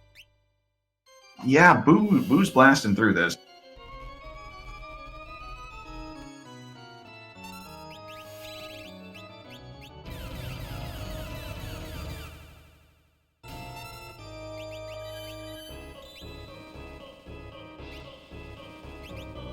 Did I just see a life 3 or a life?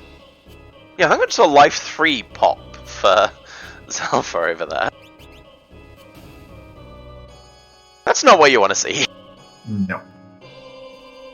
But he moves on. So let's see who the next alternate is. Now, when you do this, when you do Kefka's Tower, do you buff up your alternates at all, or do you just take your top 4 and go? It depends. This week I listed up my 5th member just because I had Shadow, who wasn't in my main party but had Throw, and I had many things which I could yeet. Ooh. So Boo takes a fallen one, but he doesn't. Looks like his Cure 3's not up. Had to. Yeah, I think Boo's gonna be fine. Yeah. Everybody knows Fallen 1 at this point. You know what to expect. You keep the people that you need. Boiled Shrimp having a really bad day with Vegas there. Rolling 100 on the fixed dice.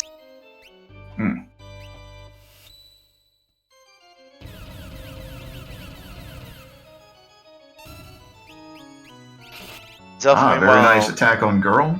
Yep, Zelfa taking down Girl there. Just sleep, and then the final Kefka left to deal with. As Goner comes out for Boo, that's going to leave Cyan in a bit of a sticky situation.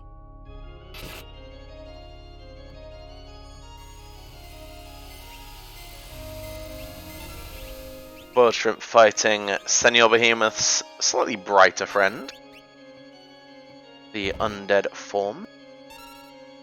Training day for Zelfa down there. That is the one thing that Boo is finished in 1 hour 38 minutes and 21 seconds.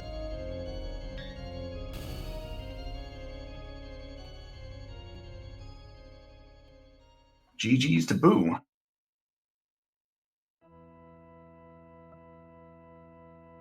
So let's see if we can get Boo in here for a little bit of a chat. And meanwhile, we got Zelfa moving on to the final Kefka battle. And a dead Strago in his party that has to hurt him. And here we have the very famous, very well-known Final Fantasy VI Worlds Collide Battle Royale winner, Boo the Runner. Hey Boo, hello. How'd it go? Oh man, that was kind of nuts, to be honest. That was a weird run. Started off, I think it was a bad omen when the countdown to start the race happened right as the title card pulled up, so I couldn't hit A to go. I noticed that right when it started. And so I was fighting my D-pad the whole run. It was kept sending me in places I didn't want to go and menus I didn't want to choose, and which is weird because this controller's never done that before, so that was cool. And then it was going pretty good for a while there. Felt like I was going kind of fast, and then in the middle I just started, characters were dying off. I hit Doom Gaze when I didn't want, like I hadn't saved, and characters were dead and not healed up, and it was almost a nightmare. So, would you like to know how your time stacks up so far? Sure. You are currently in 2nd place overall. Figures. That's pretty good, I guess. Unfortunately for you, Jack scored a 135. Oh, well. And Zelfa has finished, not Kefka, sorry. in 1 hour, 40 minutes, and 8 seconds. Nice. I suppose Kefka's Man. finished too. Yeah, that is. Yeah, me and Zelf are usually pretty close. It's kind of weird. I mean, he's definitely on the winning side most of the time. Yeah, we were talking about that, and it looked like you two were taking really divergent paths, and we were talking about, Boo and Zelf are probably going to be close, and then you just came right together. Like, here we go. Always interesting. Yeah, that does seem to happen a lot with us. I don't know why. There's that point in the middle where I realized, so I just got Gal, and I basically run out of Phoenix Downs from dying a lot. So I was like, all right, I'll go find some dried meat. I got to get some Phoenix Downs and restock all my supplies. Couldn't find them. That's when I ran into Doomgaze, and what I realized was I forgot that I had Shadow, and on my tracker he's so dark. He looked grayed out, so I could have done some other checks and probably saved myself some time. But them's the breaks, I guess. Looks like Mildane just finished off a fiery dragon in Phoenix Cave. Huh. Interesting choice. That's what we thought. You did very well though, only getting 8 espers. Zelfa had 14. Wow. Yeah, I hit a real good string of characters near the end there, just kind of one after the other. I think I got like 3 in a row. Strago, then Celis, and then Realm, I think, to end it off. Yeah, Zelfer was at something like 8 espers, 8 characters, and I made a comment, I watch Zelfer all the time, and he somehow always gets just the right number of espers, the right number of characters, and of course he just proceeded to blow that way out of the water. Commentator's curse. Thank you. Appreciate that. I warned him. He didn't pay his commentary insurance. That's what happened. Yeah, well, he'll be fine. So, any closing remarks for this week, Boo? No. Go hockey team. Yeah. To Jack. Thank you very much for coming in, Boo. Good job on the run tonight, and congrats on the win. Thanks. Yeah. See you. GG, Boo. See ya. Thanks. And now we have our second place finisher for the night, Zelfa, with us, who I'm not happy with because he beat my time. Hey, Zelfa, how was that for you? That was a lot better than I thought it was going to be.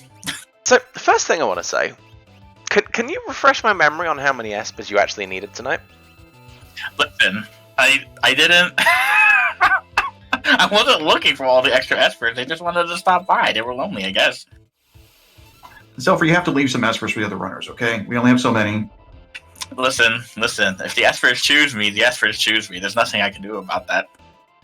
How excited were you to see Strago on that train? You know what? He was the 10th character, so it really could have been anyone. I was perfectly okay. I was like, come along, old man. We're not doing anything you bring to the table at all, but come on along for the ride, buddy. I told everybody you'd be happy to have him in the party, so... If he was number 10, then it was perfectly okay. If he was sooner than 10, I would have been upset.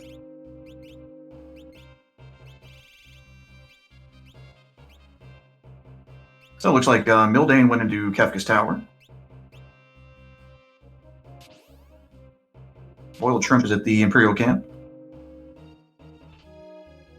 So, any other major highlights, lowlights? I mean, you're coming from all of your practice runs being around the 2-hour mark. What was so different for you tonight? This seed was very generous. It had Illuminas, it had a Paladin shield, it had a Genji glove. It had fixed dice for you. They had fixed dice. I got an offering. Like, it really just handed me a whole bunch of stuff in the beginning. I was like, oh, this is going to go a lot better than everything else I've tried so far. Right when you got that fixed dice and the warp stone to get out of, we were commenting on, are these checks really worth doing? And then you get that. It's like, well, yeah, sometimes. Absolutely, sometimes. Every chest is going to contain gold at least once. So, exactly. The important questions, Alpha, would you like to know where your time stacks up compared to the current finishers? Sure.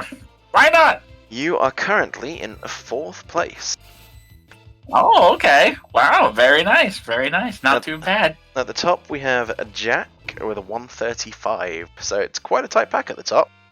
And in 5th place behind you is me with a 141.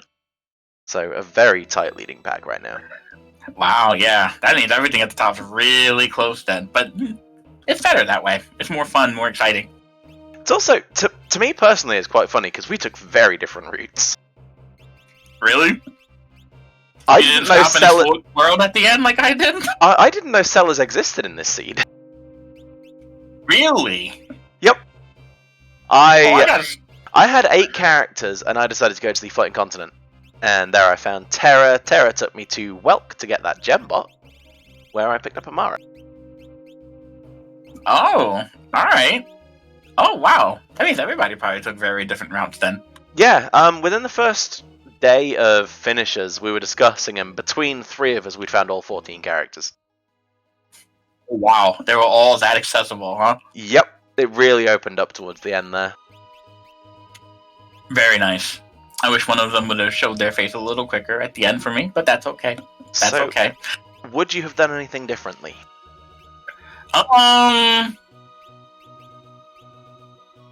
You know what? Probably not. Probably not. Because you never have the benefit of knowing what the checks are until you actually do them. So, maybe the last dragon was overkill. Maybe could have went into Kefka's tower instead of doing the 3rd dragon.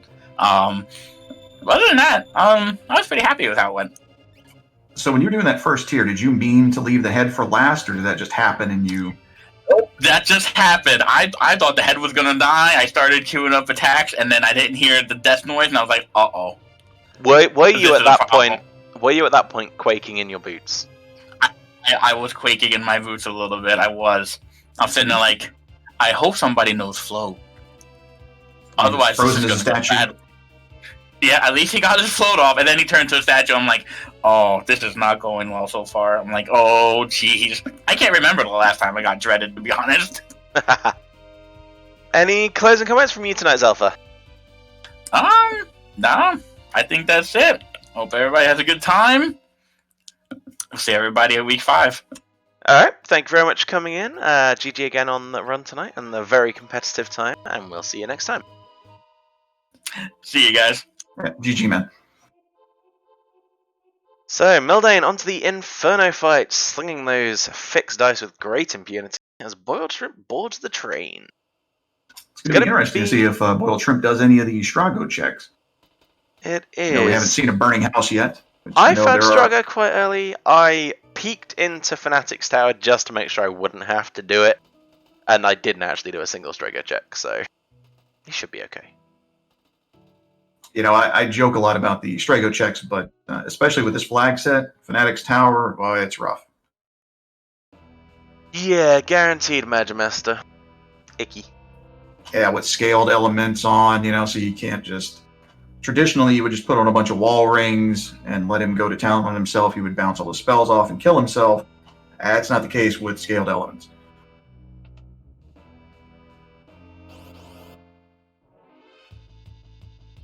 Looks like Mildane disarmed Inferno. Wow.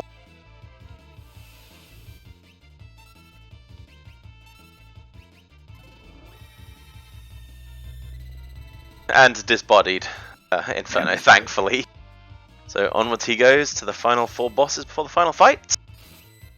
And don't forget, folks, if you're enjoying what you're watching, make sure to follow our runners, and if you're feeling really bored, our stream team, and if you want to get involved, hop onto our Discord. And do bear in mind, if you come onto our Discord, you don't have to be part of the tournament to run these races. Anybody's free to jump in, join in, just for fun.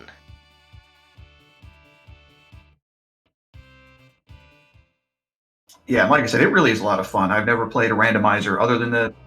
You know, I always thought, oh, these things are fun to watch, but it's not fun for me to play. But this really is a lot of fun. So, like I said, if you're thinking about it, just go ahead and do it. And now Worst case, you have to read Future and I, you know, making puns in chat. Yeah. And if you've made it this far, you're fine. And now, as always, it's time for a couple of plugs for upcoming Worlds Collide events. So, on Friday evening, we would normally have a Kefka Grand Prix restream, but this week we don't. Because one of our loved admins, Ravlin Bay, is doing a run on a marathon for charity. That starts at roughly 8 PM Eastern Time, Friday evening. I'm going to drop a link to the schedule for that marathon in the chat. In the meantime, other action you can see here on Randomania, we have a double bill for you on Saturday. At 3 PM Eastern Time, we have our second Kefka Grand Prix restream of the week, and then at 7 PM Eastern Time, we have our weekly community race. So that'll be a very different set of flag sets. English is hard. That'll be a very different set of flags to tonight. It'll be something probably a little more normal for our racing community. So definitely come along and check that out. Yeah, I find speaking Americans a lot easier. But Mildane decided to take on Skull Dragon, I guess trying to get some XP and some maybe some MP as well. And he gets a Dragon Horn, pretty neat. Maybe a little bit late for that, but... Especially when he already has one. Oh, you don't like the quad Dragoon stats? No. Dragoons, for me, take a little bit too long to get their work done. I usually don't do it, but when everything just aligns, it can be pretty neat. And Foil Shrimp fighting the Ghost Train, pretty easy to take it down, especially with those fixed dice.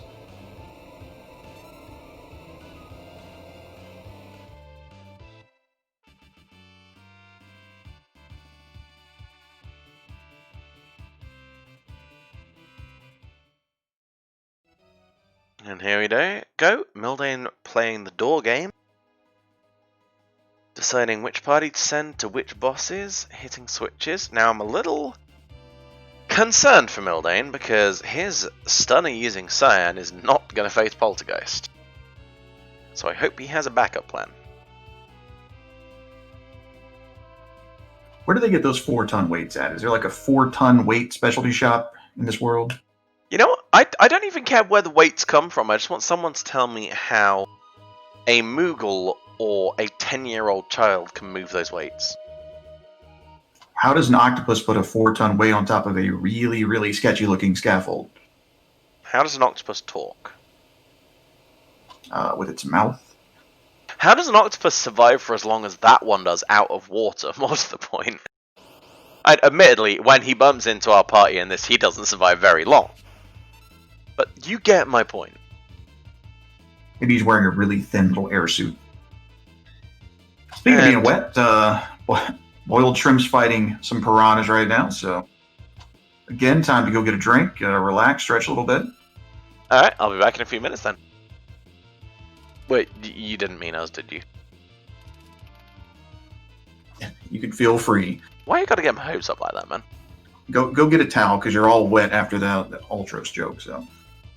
No, I'm wet because it's raining fantastic puns. Thank you to the remaining 2 of you who have chosen to stay in chat and listen to this.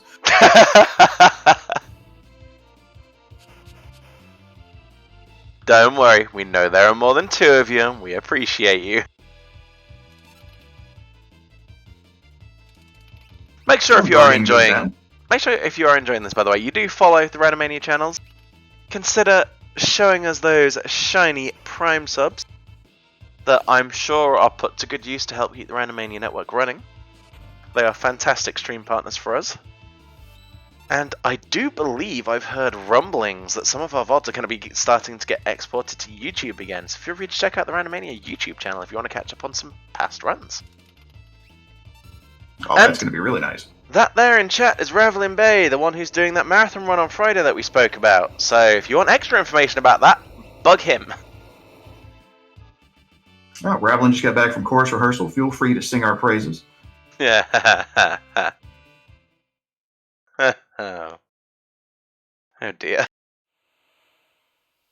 Poltergeist getting the fixed dice treatment and a little bit of a punch from Setzer for reasons. As Celes does the bouncy bounce in the sky. Speaking of Celeste. Yes, Ballstrom is about to meet his very own Magitech Knight.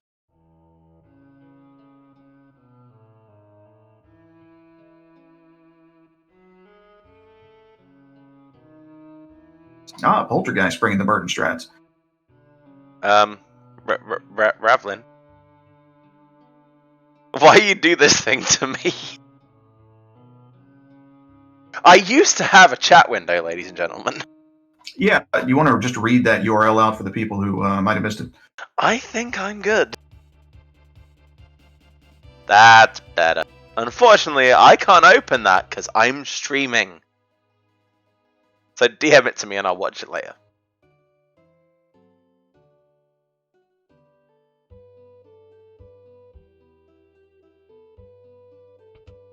Yeah, we've seen all kinds of bosses tonight. We've seen fishies. We've seen little fairy dudes. By which I mean the Stooges. And now we've seen the Link boss. It's like Boiled Shrimp's going to go down and get his realm. Nice. That, I believe, puts Boiled Shrimp at requirements. If like I'm not mistaken, so yeah. If he's comfortable with his levels, away he can go.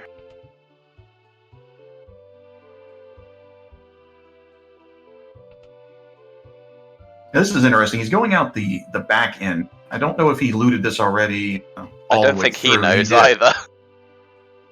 Because he did just go and check. Thankfully, the trip out isn't actually that slow. I think it is a little bit faster, depending on NPC movement. Because there are a couple of NPCs by the Chocobo stables in South Figaro who can really be jerk. Yeah, it's always my Halloween plan to dress up as one as a chancellor or a returner and just walk in front of a door to a grocery store, back and forth until I get arrested. For me, it's the little girl in IKEA who just constantly runs backwards and forwards in front of the relic shop. Like her and the lady that says you're in the way when she's in the way. Yes, very much. It's like we got a shaking aura on Mildane stream. Let's see.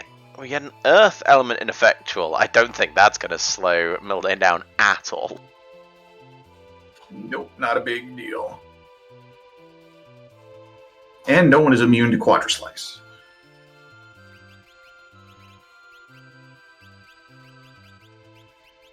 Looks like Boiled Shrimp's going to go into tower, so everybody in the tower sub 2. That's pretty good. Ooh, those are some low levels. I'd be a little worried about that. Yeah, we got some mid-30s in there. Well,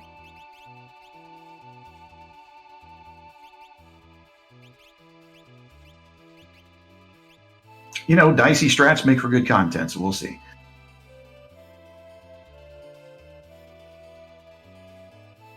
And in reply to what Ravelin Bay just said in chat, bonus points if you pick Gogo or Umaro for Ravelin's starting character. Preferably Umaro.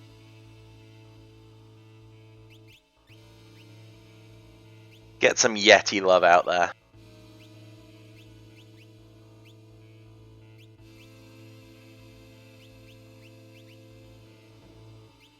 Everybody loves the Squatch. Most people can say they love the Squatch in proper English, but everybody loves the Squatch. I'm sorry, I really shouldn't be bullying Ravelin, but it's so late here. Listen, Thu Squooch is pretty cool too. Thu Squooch is okay, yes. Not as good as Amaro, though. I'm still mad at Amaro for what he did for me in Ski Free back in the 90s, so... Always attacking me after I'm trying to finish my runs. It's no good. There's bad blood.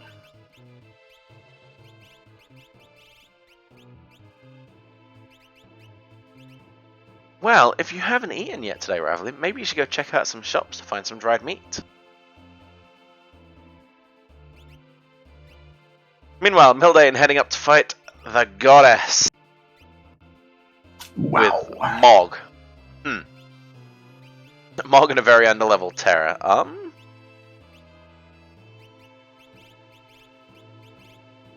And straight off the bat there's Love Token. I'm still very disappointed that we've only had one Mog stumble after I went through all the time and effort to set this up. That reverse commentator's curse. Yep. We accidentally blessed the Mog. And Goddess is down. That was quick. Wow. Yeah, that was a little surprising. It's quicker than my Goddess fight, that's for sure. I stood there yeeting shurikens for at least 2 minutes.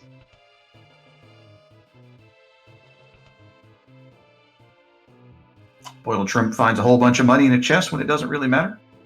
Now, okay, so this check that he's doing here, this section of Kefka's Tower, do you ever go and do this? Nope. Do those 2 checks? No, I rarely check any chests that are out of the way in Kefka's Tower. I'll I'm check kind of the the ones. opinion. If you're still looking for gear in Kefka's Tower, maybe you shouldn't have gone to Kefka's Tower.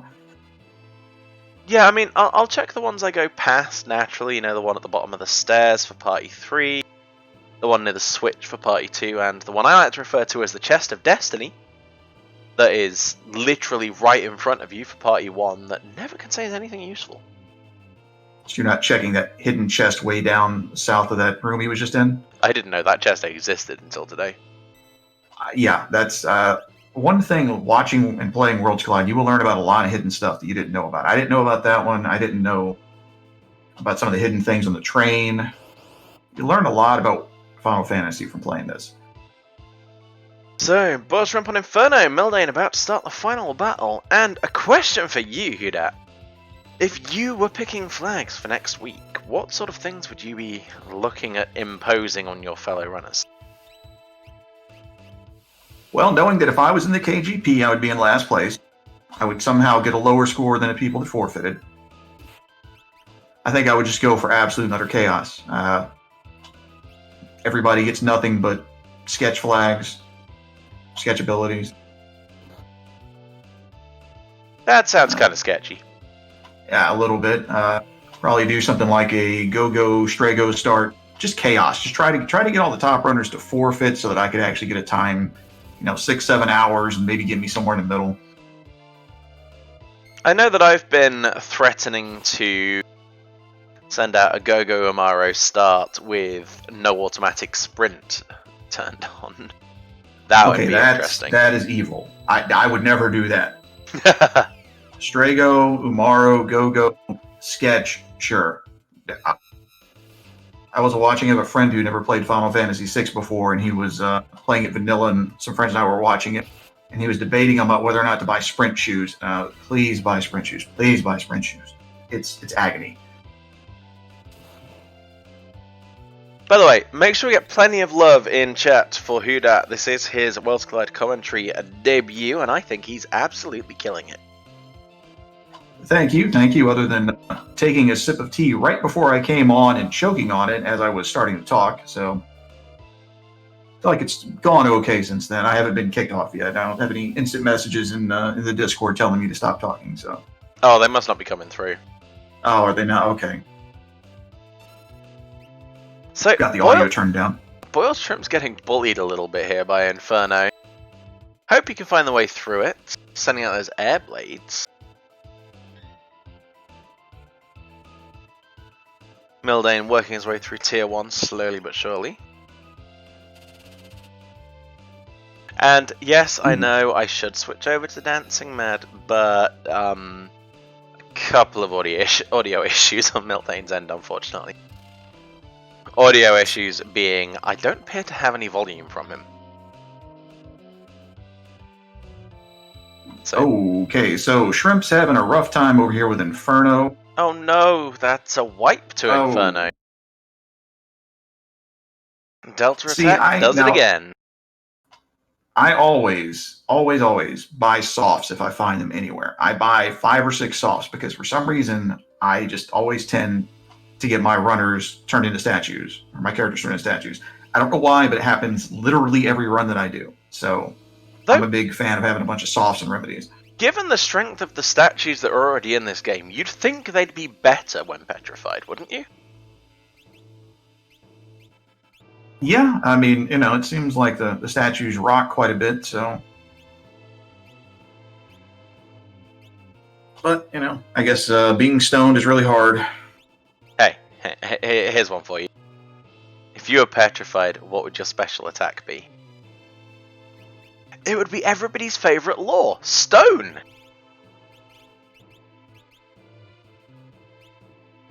Speaking of being stoned in public, big shout out to Future Force, my fellow commentator. Womp, womp. 0, Ravlin, 0 bad puns. I mean, if we had a pun counter, it would probably have underflowed by now, Ravlin.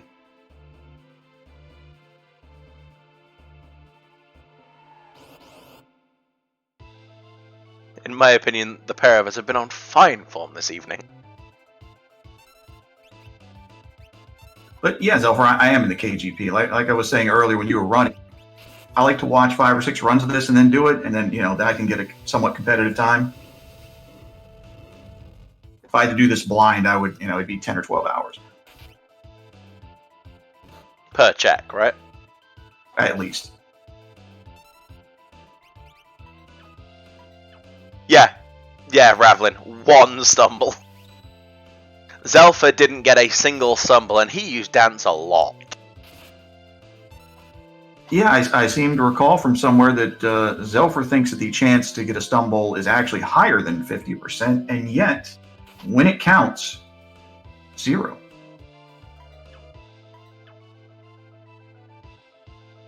We're gonna have some people look into this. I think there might be something fishy going on. I think we need an independent adjudicator to take a look at that run and figure out just what Zelfa did to beat the odds. So, Zelfer, you Mildane, can dance if you want to. just don't leave your friends behind because we care about you and we love you, okay? Whether we dance or not. Anyway, Mildane hanging on in phase 2. Doesn't seem to be having too much of an issue with it. Taking his time, maybe being a little bit careful. Boiled shrimp pulling out the Super Bowl on Inferno. I mean, if you're going to use it, a boss that's giving you trouble is the time. Not great damage, but Takes out an arm, which negates the chance of Delta hit for now. Until he rearms himself. I don't know. Does he not have any Phoenix Downs or life magic? Oh, okay. I was worried about that cockatrice. I don't know what he has. I mean, at this point, I might be considering the Spiraler Blitz. It's very risky, though. Oh, yes, he has 17 Phoenix Downs. Okay. I mean, it's true if he does a AoE attack, it could take everybody down, but... Yeah, it is very possible he was trying to get rid of arms. Yeah, he was probably trying to get rid of arms so that he couldn't be Delta hit. Mildane moving on to Tier 3. Girl and Sleep. Shouldn't be too far away from a Mildane finish here, though coming into it with very low HP, a Merton could do some really bad things here. Thankfully, he doesn't face a Merton, instead he faces a Whirlwind. Thank you, Whirlwind. Definitely the more preferred of the 2 spells, especially if you're coming in at low HP. Oh, Merton would have been brutal. It could possibly have caused him to melt down slightly. Yeah, you have to know things about the original Japanese translation for that one to work, sorry. Speaking of melting down, again, Future Force, my fellow commentator. Wow. Why so bully? Yeah, what wind? A lot of hot air coming through here, though. Yeah, no, boiled shrimp has the arms are back up. Oh, there we go. But the Inferno is not up, so progression happens.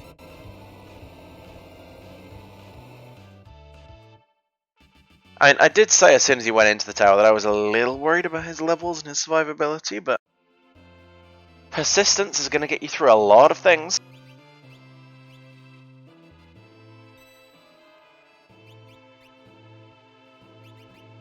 Hello, Mezzo4. Definitely hop onto our Discord and take a look at things if this is interesting you. And don't forget, folks, especially now that it's quietened down a bit on screen, if you have any questions about Worlds Collide, about Final Fantasy VI in general, or about the stream you've been watching tonight, feel free to ask. We'll answer as many as we can.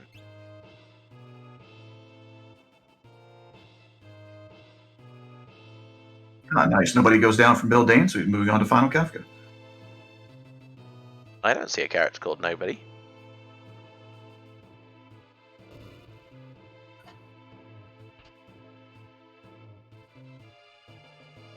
Again, easier to type responses than commentate them. So, just got here. Is this like Final Fantasy IV Free Enterprise? Yes and no. So, it is like Free Enterprise in the fact that it's open world. You have the airship at the start. You go around and do things depending on the gates that you've opened. But the gating is based on characters rather than key items, because as you may know, Final Fantasy VI doesn't really have much in the way of key items. So, you go through the world, you're looking for a set amount of characters and espers and occasionally dragons from all of your various checks. Once you've hit your requirements, you can go into Kefka's tower and work your way through and go beat down the big baddie himself, like Mildane's doing on your screen right now. Yeah, and one of the things I really like about Worlds Collide is that, as we've seen tonight, you can take a bunch of different paths to get to the same place, right? You're not really funneled usually, depending on how everything falls out, but usually you're not very funneled into just one path. So depending on what you check, what you're comfortable with, what you like to do, we could have 4 runners take 4 different paths and get to Kefka's tower at just about the same time. So to me, that makes it really interesting. It layers on the strategy and the wow factor of what's going on. It is worth noting that Free Enterprise is much further into its development than Worlds Collide. I think I said Free Enterprise first there. I hope I did, because I planned to. So there are a lot of features still to come for Worlds Collide, but our creator Atmatech, is working very hard, taking plenty of community feedback, pushing out fairly frequent patches, and things are being added on all the time to make it more and more interesting.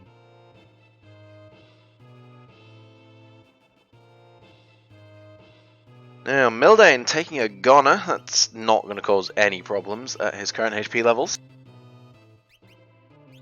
No, I think he should be just fine. Yeah.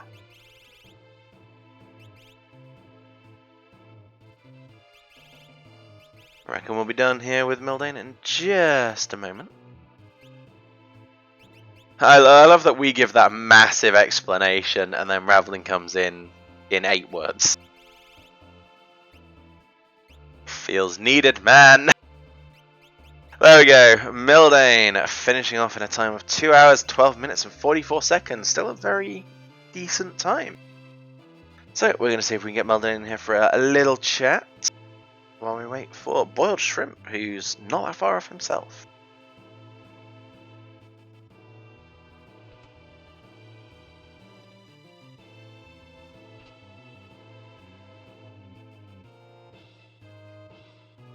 And more money for Boiled Shrimp. Try not to spend it all in one place up here. I guess it could be useful if you were using Guild Toss. I was just about to ask, what do you think about GP Rain? I personally never use it. I feel like it's not nearly as powerful unlike something like Final Fantasy V, but... GP Rain, very useful early, absolute trash late. Yeah, I'm kind of of the opinion that, again, if I'm relying on something like GP Rain in Kefka's Tower, maybe I should be in Kefka's Tower. Anyway, here we have today's 3rd place finisher on the stream, Mildane. GG on a fantastic run. Oh. GG. So, how was that for you today? I'm not used to getting go mode that early, so you may have noticed me kind of panicking towards the end there and not really knowing what to do. Yeah, a couple of things did throw us off. Like, what was the reasoning behind the Phoenix Cave Dragon of all the dragons you could have taken? I wasn't sure. I was kind of panicking because I tend to play conservatively and didn't feel like I was ready for Kefka's Tower. And it was between Phoenix Cave or Ice Dragon, I guess, or Wind Dragon. And I knew I didn't have very good armor, so I wanted to check for a couple more chests that I knew would be in Phoenix Cave. I think was the logic there. I admit there wasn't a whole lot of logic behind it. No, that's a fairly logical thought process. So, I noticed that it wasn't just Zelfa who had issues with his Esper count. How frustrated were you getting when you just kept finding Esper after Esper? It actually didn't seem that bad. Like in the middle there was quite a few, but I had a decent team, and I think I lucked out getting my last few in reasonable order. And I mean 10-8, you're gonna find more Espers than you need. You say that. Boo finished with exactly 8 espers. Huh, really? Yeah. I'll have to go back and watch where he went. But it was a very interesting run to watch. For example, so far, you're the only one on the restream today to have gotten Terra. Huh. I got Terra in my run, but not many people did the floating continent. Yeah, excuse me. For whatever reason, I like the floating continent, and in this case, since it was my last character, I knew I could just leave after I got there. Yeah, I mean, I was saying in one of the other interviews earlier on, within the first day of finishes, 3 of us had found all 14 characters in total between it. So it really opened up towards the end. Yeah, it did feel like a fairly open seed, which is a nice change of pace. I feel like the last few weeks have been fairly linear. So, any regrets? Anything you'd maybe do differently in future? I need to just have a better understanding of how scaling works in Kefka's Tower, because I thought the goddess statues were going to be a lot harder than they turned out to be, which is why I took that extra couple of checks at the end. Fair enough. Huda, anything from you? How excited were you? You did the opera check. How excited were you to get a bunch of katana souls? I was surprised I could deal with the first one, and I'm glad the flag that allows you to run away from those was set, because I only wanted to deal with the first one. Yeah, that would have been very interesting if that flag wasn't on. Yeah, if I wiped to that first one, I would go do something else. Yeah, that's pretty fair. I mean, I didn't even find sellers, so I'm glad I got to see all. I think I saw 3 runners do that. That was fun. Lucked out to find the paladin shield that basically negated a lot of the elemental attacks from that guy. Yeah, it must have been nice to have that. I didn't find that either. I think that was somewhere weird, like Ruin Thamasa or something. It was Cider Man's bucket in South Figaro. Okay. Yep, that's right. But I just never went in there. Track, but yeah. I had my speedy boots on and didn't bother with any with that check or the barrel at the top, you know. I basically get everything in South Figaro except the barrel on the wall. Yeah, I learned to start doing that too. That cider check I didn't do originally, but one time I found something really nice in it, so I added it to my rotation, like you do. Mm-hmm. I guess unless the shops are random like they were a couple weeks ago, then I will check the barrel on the wall, because it could be 5,000 gold. Or 50,000, I mean. So, if you were to win the draw to pick the flags for next week, what sort of thing would you like to put together for people to run? Well, if I win the draw, that means I've slipped quite a bit in my racing, but I'm not sure. I haven't put a lot of thought. I'm not super familiar with the options. I was thinking maybe an XX6 seed. Ooh, spicy. Starting with a dragon character or making us find one? Probably starting with one dragon character. Yeah, I was thinking probably Cyan, just to make it a little bit more open. Okay. And as for your race slipping, actually everybody taking part in the Kefka Grand Prix is in that draw. It's just if you're in the bottom half of the table, you're in there twice. Oh, I thought it was just the bottom half of the table that was in the draw. That was the original plan, I think, but then it got slightly modified. Okay, well that's good to know. I'm sure we can expect that draw at some point in the near future from Dark Faults when he gets the time. He's a very busy man, unfortunately. Mm-hmm. He's usually been doing that Wednesday or Thursday nights. I think. So, any closing comments from you, Mildane? I don't think so. I mean, I continue to really enjoy this. I'm not sure what I'm going to do for the next couple of days because I won't have anything to practice, but it's been a lot of fun. Well, thank you very much for coming in tonight, and once again, GG on the run. Pretty good time. You should be quite happy with that. And we'll see you next time. Yes, thank you. GG's. So, Skystrike7 in chat, gotta follow someone playing Final Fantasy VI. Well, if you want to see a lot more people following Final Fantasy VI, why don't you follow our runners from tonight, who all stream this quite regularly. There's also the option of following our stream team. I know I stream this quite regularly as well. I believe Nth does. Huda doesn't stream, but we love him anyway. And if this randomizer looks like something you'd like to get into, get a bit more involved with, hop onto our Discord and throw yourself in there. It's a lovely welcoming community, plenty of people who'll help you out, teach you if you need it. There's lots of guides, lots of videos, things to follow. Definitely worth taking a look at. And if you want to see... Go on. I was going to say, yeah, this community's really blown up since I started watching it. You can get several Final Fantasy VI streams a day, so and if a lot you of want good people to follow out there. Don't even try to worry about me. And if you want to see some more Worlds Collide streams, we do have a few coming up at 8 PM Eastern Time on Friday. Our very own admin Ravlin Bay is doing a run for charity as part of the Midfall Speedball Marathon. You can check that out on twitch.tv/MidwestSpeedfest. And then on Saturday at 3 PM Eastern, we have another Kefka Grand Prix restreamed race. And at 7 PM Eastern Time, we have our weekly community race, so come along and check those out.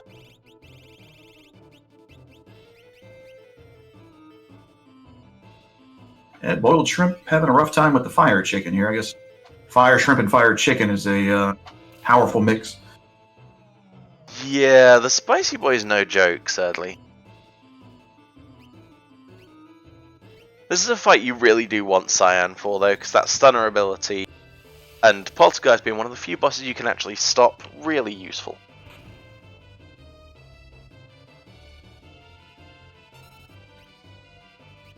Yeah, some surf and turf just doesn't mix. There you go. I'm not sure I'd ever try and have surf and turf chicken, you know? I just don't think that flavour combination would work for me. Maybe fry both of them? I don't think I've ever had that either, but I mean, I'll try it. Yeah, as Siancat has pointed out, Sabin does have fire protection here, so may not all be over. That will negate a few of the worse attacks that the Spicy Chicken can throw out.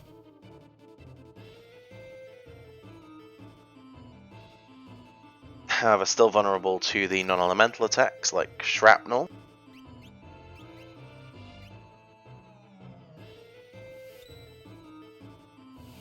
And I think, was Zelfer the only runner to get Bum Rush? I believe so. I've not seen anyone else go there. Ah, there we go. Spicy Chicken goes down. Not much left now for Boiled Shrimp.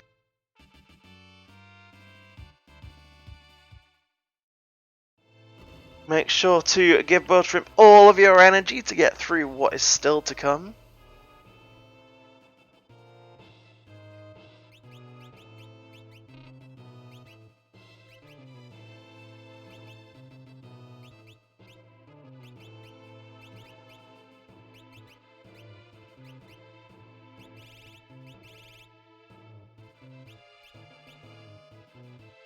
I'm not sure what he's trying to do with his equip menu here. I'm sure it may make itself known.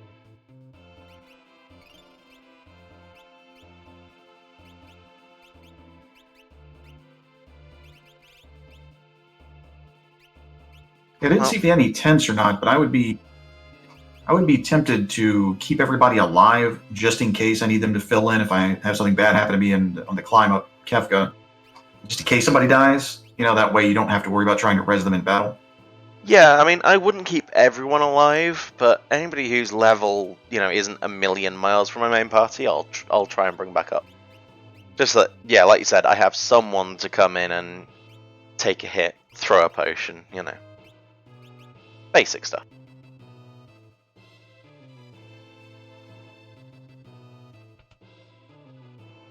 Though I usually won't bother to equip them or anything like that, so...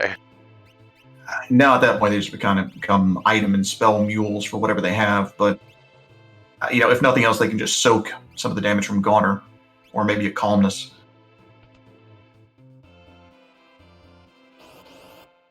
Alright, Doom time! Doom to doom, doom to doom, doom, doom. Just use IDDQD and get God mode. What? Yeah, you're too young for that. People keep calling your grandparents in their day there was a video game called Doom.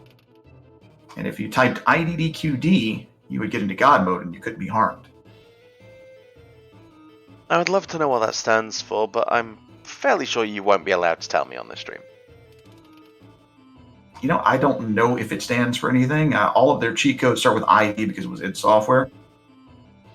But, you know, being a child of the 90s, I do even still remember the clip through walls code, IDSPISPOPD. You know, it's not immediately obvious what that stands for, but... So, while 2/3 of Board Shrimp's party are just chilling out on the sidelines here, as a Final Fantasy fan, Huda, have you seen anything about Final Fantasy 16?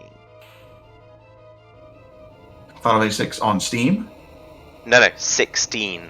Oh, 16. No, I have not, actually. I try to avoid any kind of spoilers for that. I like to be pleasantly surprised, as Spoiled Shrimp makes pretty quick work of doing. But no, I will say this. I wasn't expecting to enjoy the 7 remake as much as I did. I bought it and thought, oh, this is going to be but I really enjoyed the 7 remake. Yeah, after 15, which I really wasn't a fan of, like, I haven't even been able to bring myself to finish Final Fantasy 15. I was a little concerned about the 7 remake, but they did a decent enough job.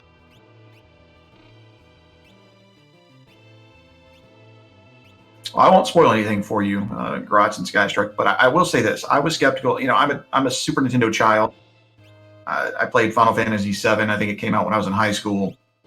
7 Remake was better than I thought it would be. I was expecting it would not be fun because I enjoy the more turn-based kind of Final Fantasy and whatnot, but it was actually pretty well done.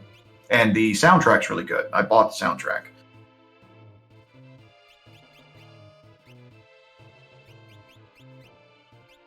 So, since it's your first time on the restream, and a lot of people around here maybe don't know you, how did you get into Worlds Collide?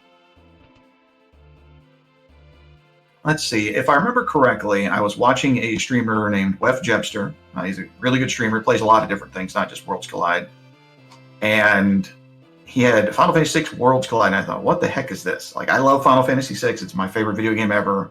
You know, it's just, I think your first Final Fantasy usually is. And I watched it, and I thought, man, this is exactly what I wanted, because it's a way to play the game. It's not super different like something like Beyond Chaos would be.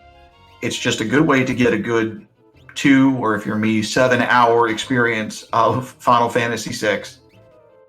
And it just seemed perfect. And so I started watching him. I enjoyed him. I looked for other streamers, ran into him. And finally, you know, some of you all convinced me to finally join the Discord. And I've loved it ever since. It was a good decision. So, you know, you just kind of stumble upon stuff, and I'm very happy I did. Awesome. Have you ever been involved in any other randomizer communities at all? I watched Link to the Past randomizer back when that was really popular, and there were 17 different channels dedicated to it. I would watch it. I never did any comms, never really talked to anybody. I would just watch them. So I'll watch that. Sometimes I'll watch Zelda 2 randomizer. I'll watch an occasional Free Enterprise, but something about this just hits perfect with me, and I really enjoy it. So I'm really thankful to Atma for developing it. Really thankful to the community for putting this all together. You know, I mean, you've been running a lot of these streams and whatnot. It's, like I said, it's a really good community. I know it sounds like I'm shilling because I'm doing commentary. It really is a genuinely good community. So I hope everybody who's interested decides to join. So, as Goddess goes down for boiled shrimp, we have a question in chat. What's that Mog stumble counter all about? So, the person who picked this flag set forced a starting character of Mog with all of the dances learned, intending for it to be a fairly Mog-based seed. You'll notice that Kefka has the Mog sprite, and a lot of the different NPCs, all of the soldiers, all of the merchants, all of the imps had the Mog sprite. And there's been a lot of chat in the Discord over the last few days since this race started about Mog and his stumble rate. So we decided we were going to take a little look here and see just how many times Mog would fall over trying to dance during tonight's race. And Mog has disappointed us. Probably hasn't disappointed the runners, but he's disappointed us. Okay, Valerial Talonheart. Hope I said that right. This might be an oddball question, since Saga is somewhat like a sister series of Final Fantasy. What are your thoughts on it? And if you like the series, what was your favourite? Well, pretty simple for me. Never played it. How about you, Hudat? I have no idea what that is. There you go. Pretty simple answer there. Sorry. World Shrimp heading I feel into really his final bad battle. now, but yeah, I don't know. Yeah, so Boiled Shrimp's getting ready for his final climb. So what got you into Worlds Collide? That's a very good question. It's been I've slept since then. I think I was just looking around at various randomizers that I wanted to get back into the randomizer community. But the problem is I absolutely detest Zelda. I have not found a Zelda game I have enjoyed, so that was out. But I'm a long-time Final Fantasy fan, so I was looking through a website that listed a bunch of randomizers for Final Fantasy. And I found Worlds Collide, so I yeeted myself onto the Discord and I got stuck in. My first weekly race, I finished in about 5 hours for a seed of the week. And I've never gone back since. And for those asking which is which, the English one is me, FutureForce14, and the American one is Hudat. Hashtag Merc.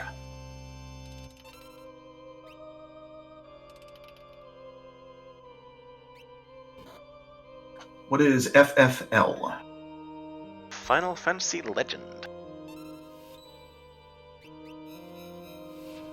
You see, I'll admit, I have a confession to make. I do enjoy video games. I am not as well versed in them as a lot of other people. So I didn't really have Nintendo or Super Nintendo growing up. I had them for a little bit, and so when I first played Final Fantasy VI, when I was whenever it came out, I had to borrow my friend's Super Nintendo and copy of Final Fantasy VI when he would let me have it. So I played it very piecemeal, and I didn't get exposed to a lot of the great RPGs, and I'm slowly learning them. I mean, I played Zelda 2 for the first time 3 days ago. Just dipping back onto the stream real quick. Shrimp losing Cyan in the first phase. That's not ideal. Hopefully he's got enough left in him to recover from that.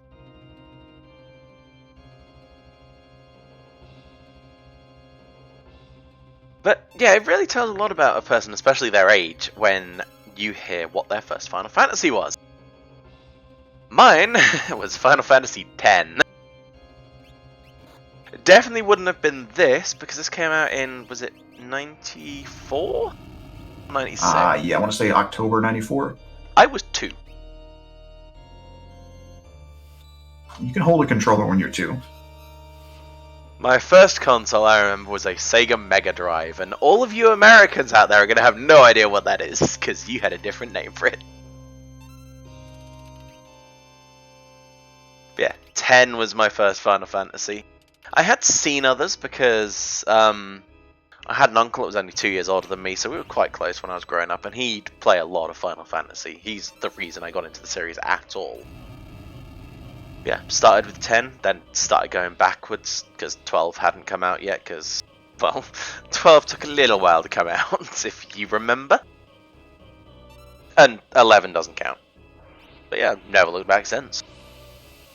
I really liked 10, so I played that when it came out. I bought PlayStation 2 just for it. So, I started with 6, and I actually played 5 next. I didn't play 4 until 2000-ish or whatever, so it doesn't really have that pull for me. I think whatever Final Fantasy you play first really has that draw for you. Usually when you play them, you're somewhat young. It's kind of your first big story game in a lot of cases, and I think it really just hits home. So, for me, Final Fantasy VI is just the end-all, be-all of Final Fantasies. But, really 4 through 7 I enjoyed. I didn't really get into 8 or 9, but I liked 10. I mean, the ending to 10 still makes me cry. I'm not at all ashamed to say that. No.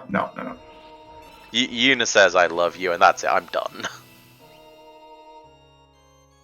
Spoilers, by the way. Spoilers for a 19-year-old game. Alright.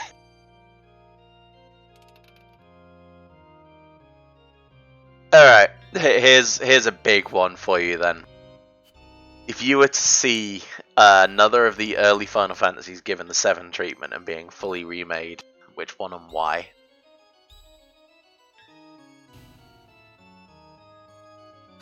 6 only if I'm in charge of it, because I don't. As much as I like 7 remake, I don't trust them. Probably 5. I think 5 doesn't get a lot of love. Yeah, I enjoyed 5. I think love. it could be interesting. Yeah, right. Like, so if it was somebody I really, really trusted, I would absolutely love to see a 6 remake. I mean, I know it would be 58 parts and it would come out, in 2070 or whatever. But realistically, I think 5 would probably be the best for me. What about you? I think it would be 5 just because 5 hasn't had the love that a lot of the Final Fantasies have. Though, I would like to see 3 brought up to date, because when you go back and play 3, it had a really good idea. It was the first game with a proper job system, not counting one where you're locked into it. And, I don't know, they could do a lot with 3. I stopped playing 3 when there was a point where I had to be a frog to get through some kind of tunnel or something, and like all my characters had to be frogs, and I just kept wiping, and I stopped playing. But at that point, like that was groundbreaking. Oh, it's neat, but I guess I've been spoiled by easier games that have come out since then. Fair enough. So, boiled shrimps onto the final phase here before Kefka. A little bit of girl in sleep. I love the names. Who comes up with these names for these characters? I don't know. You don't actually ever see the names for the parts of these bosses, to my knowledge, in game. So someone out there has just decided. Yeah, I call him girl in sleep because probably I heard you call him girl in sleep in one of the broadcasts, and Yeah, Ooh, the wiki calls them girl in sleep. Yeah, you got to be careful with using those Illuminas. Anything Pearl-based with girl. Anything elemental she's going to absorb, including Pearl. Oh, yeah, my lock with 2 Illuminas in this fight healed her to full twice. Just because he could. One of the last seeds I played, I had Gal with Stray Cat and dual Illuminas. And then I had Go-Go with dual Illuminas. And I Stray Catted in this fight and mimicked it. And as soon as he hit her, I realized I had made a horrible, horrible decision. And I got through it, but I had to kill both of them. And one thing, if you don't kill, the reason that everybody attacks Girl first is if you kill Sleep, Girl can cast Life 2 on him. Not Life 3, but Life 2. And you really don't want to see that. Because, well, when he dies, he does Calmness. And then he gets brought back to life. And then he dies again and he does Calmness. And then he gets brought back to life. He dies and does Calmness, and it's horrible. Yeah, there's a lot of killing specific parts first in this battle, not just this tier, in the battle in general. Yes, absolutely. And, like what happened with Zelfer, where he thought that he was going to kill the head of the first part first. You want to kill the head first, because as you saw, it will turn your people to stone, and it will do Quake.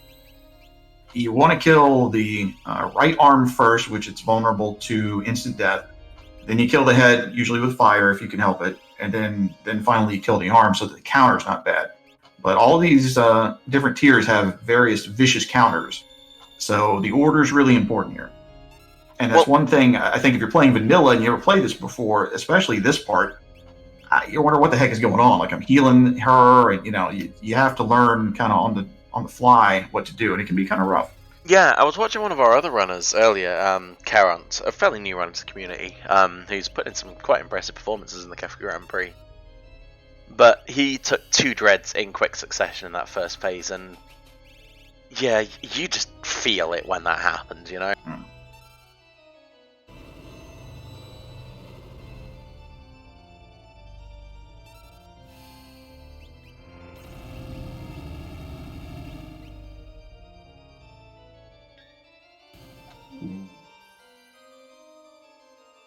All right. Well, Maybe not the best way to go into Final Kefka, but still alive. This will be hopefully Boiled Shrimp has got some characters still alive to at least if nothing else absorb some hits up here. You're not the dunce of the group. Nah, nobody's the dunce of the group. I mean, see, Carrot brings himself down a little bit because his times aren't at the top of the leaderboard. But he's finished every run he's attempted in the Kefka Grand Prix, and that itself is a major achievement. I agree. Yeah, Renfeld, you'd have to be a real jerk to not run this. Wait.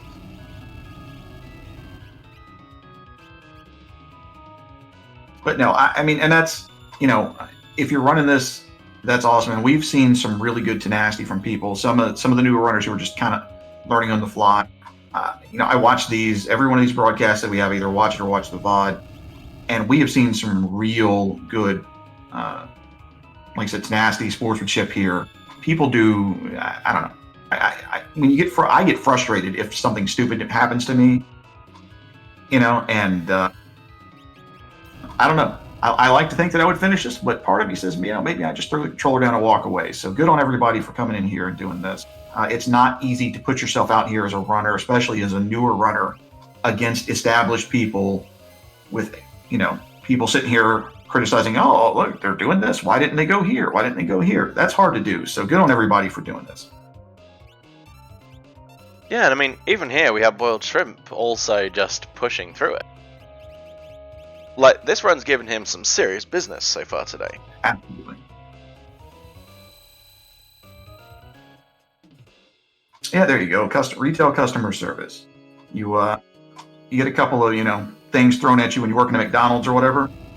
It's maybe restreaming's not that bad after that, but I think everybody should have to work customer service at least once, just to deal with people and understand how terrible people are. Maybe you should just be nice to people.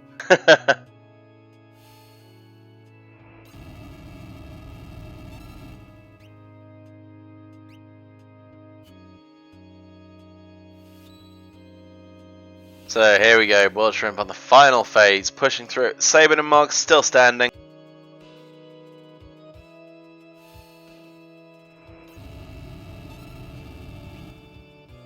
I only made you put on one hat, Karen, and that's because I ran out of channel points.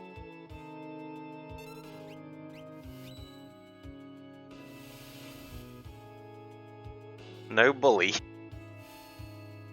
So, Kefka charging for Gunnar. This is the time to start sending out all of your damage. Kefka cannot counter while he's charging up Gunnar. Oh, that was quick. It was indeed. So Gunnar spreads out its damage amongst the people that are up, so this might be a little bit more painful than we've seen on some other runners, 1,000, but survivable.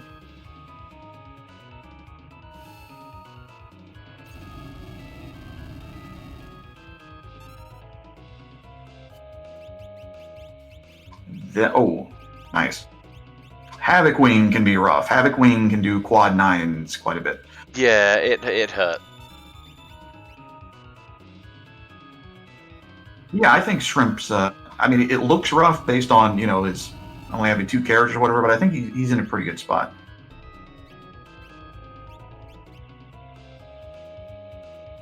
Ooh, another Havoc Wing though. And Mogg dodges it like a champion. Man, I almost commentators cursed him there. That was a bad series of stuff there, but fortunately he dodged it. Bringing out Fenrir again just to try and make sure he stays alive. Thank goodness for those multicast espers. Man, when that's off, you really miss it.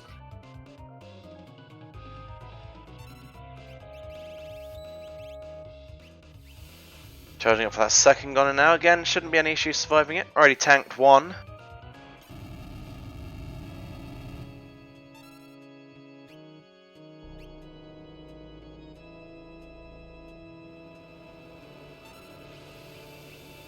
I don't know. Do you know offhand what it is that sets the Gunner timer, how long it is before he starts charging up before he casts it?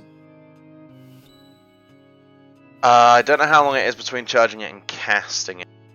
I wonder if because he has 2 characters up, maybe it's faster then, because there's, There's less things happening to stop the ATB, so it's definitely faster with less characters. Oh, train. You never want to see that. That is my least favorite thing in this game, just about. But darkness, not the end of the world right now. The silence is the main issue because that would stop Morg Mertoning.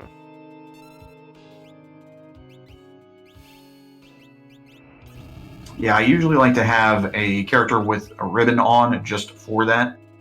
Usually ribbon and maybe something like unicorn that can knock it off. And there we go! Boiled Shrimp has finished with a time of 2 hours, 45 minutes and 44 seconds, which is still respectable.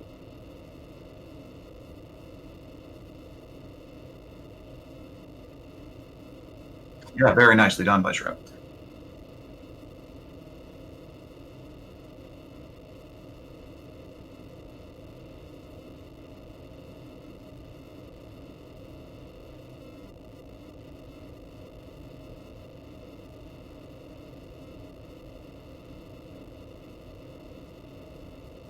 Yeah, so yeah, good times by all of our runners here. I don't know right offhand what position that's going to put him in, but 2:45 is quite a respectable time. Well, let's get him in here to have a little chat about this show. So here with us we have Boiled Shrimp, our fourth and final finisher for the day, with still a very good time. How was that run for you? A lot better than the practice ones, I'll tell you that. So here with us we have... Yeah, GG Shrimp. Love the name, by the way, gotta say. Always makes people hungry. For most people. But yeah, it's definitely a lot better than the practice seeds I've done past couple of days. Getting a little faster. Something I've been trying to work on. Little by little, practice makes perfect and all that. Any highlights and lowlights from the run today? Lowlights, I'm sad that I lost two of my higher level characters. Or, well, higher beatdown characters in the tower. Just kind of hoping to keep Scion and Locke a little bit longer. But you did a very good job to make it through it, even despite those issues, so well done. Oh, thank you. If you were to go back and, run this again, what do you think you'd do differently? Not a whole lot, to be honest, because, well, the routing felt pretty good for me. Just cleaned up a lot of stuff here and there. Got a lot of Espers that I felt were good choices. Just the second I hit Realm, it was just zoom off. Fair enough. And one question I have been asking people tonight, if you were to pick some flags for next week, what sorts of things would you be looking to pick and why? Well, I'm scared. There's things you don't want to hear, and that's pretty high on the list. Make it very difficult to discern who's where. That's all I want to say about it. Fair enough. Huda, over to you. How do I follow that up? No, that meant, hey, good run. I know you had some issues there when you were trying to decurse the shield at the beginning, but... Oh, yeah. So what, that was a relatively high amount of battles to fight to decurse it. What's kind of your limit there? Like, what number would that have had to have been for you to just say, nah, I'm not going to mess with it? 20s.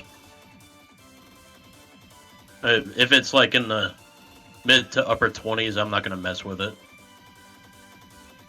But I figured, the way I looked at it, the way the past practice seeds have went, it would be a safe bet to try and knock it out. Okay. Well, any closing comments from you, Boiled Shrimp? Nothing comes to mind. Just look forward to the next one. Alright, well, then once again, very well done on a finish race, GG, and we'll catch you next time. Thank you very much. GG's, man. GG's.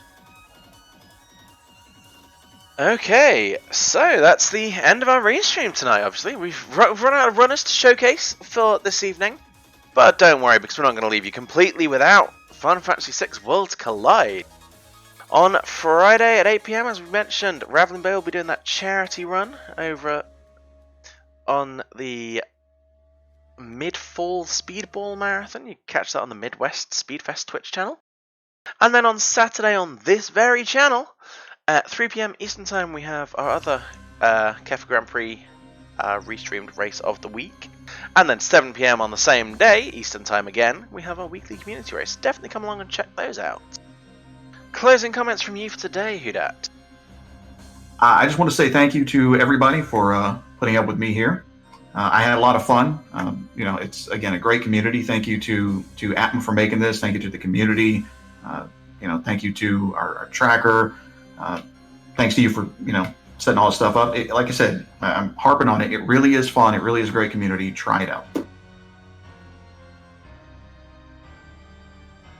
Okay, then I think that's pretty much it. So why don't we go ahead and pass you over to somebody else playing Spot of Worlds Collide.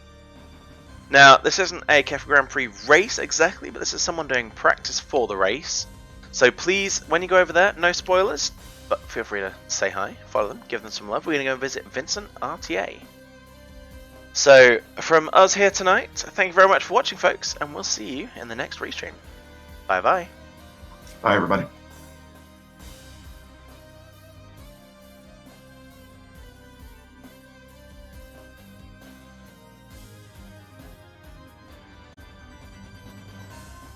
I mean, I suppose it could be worse.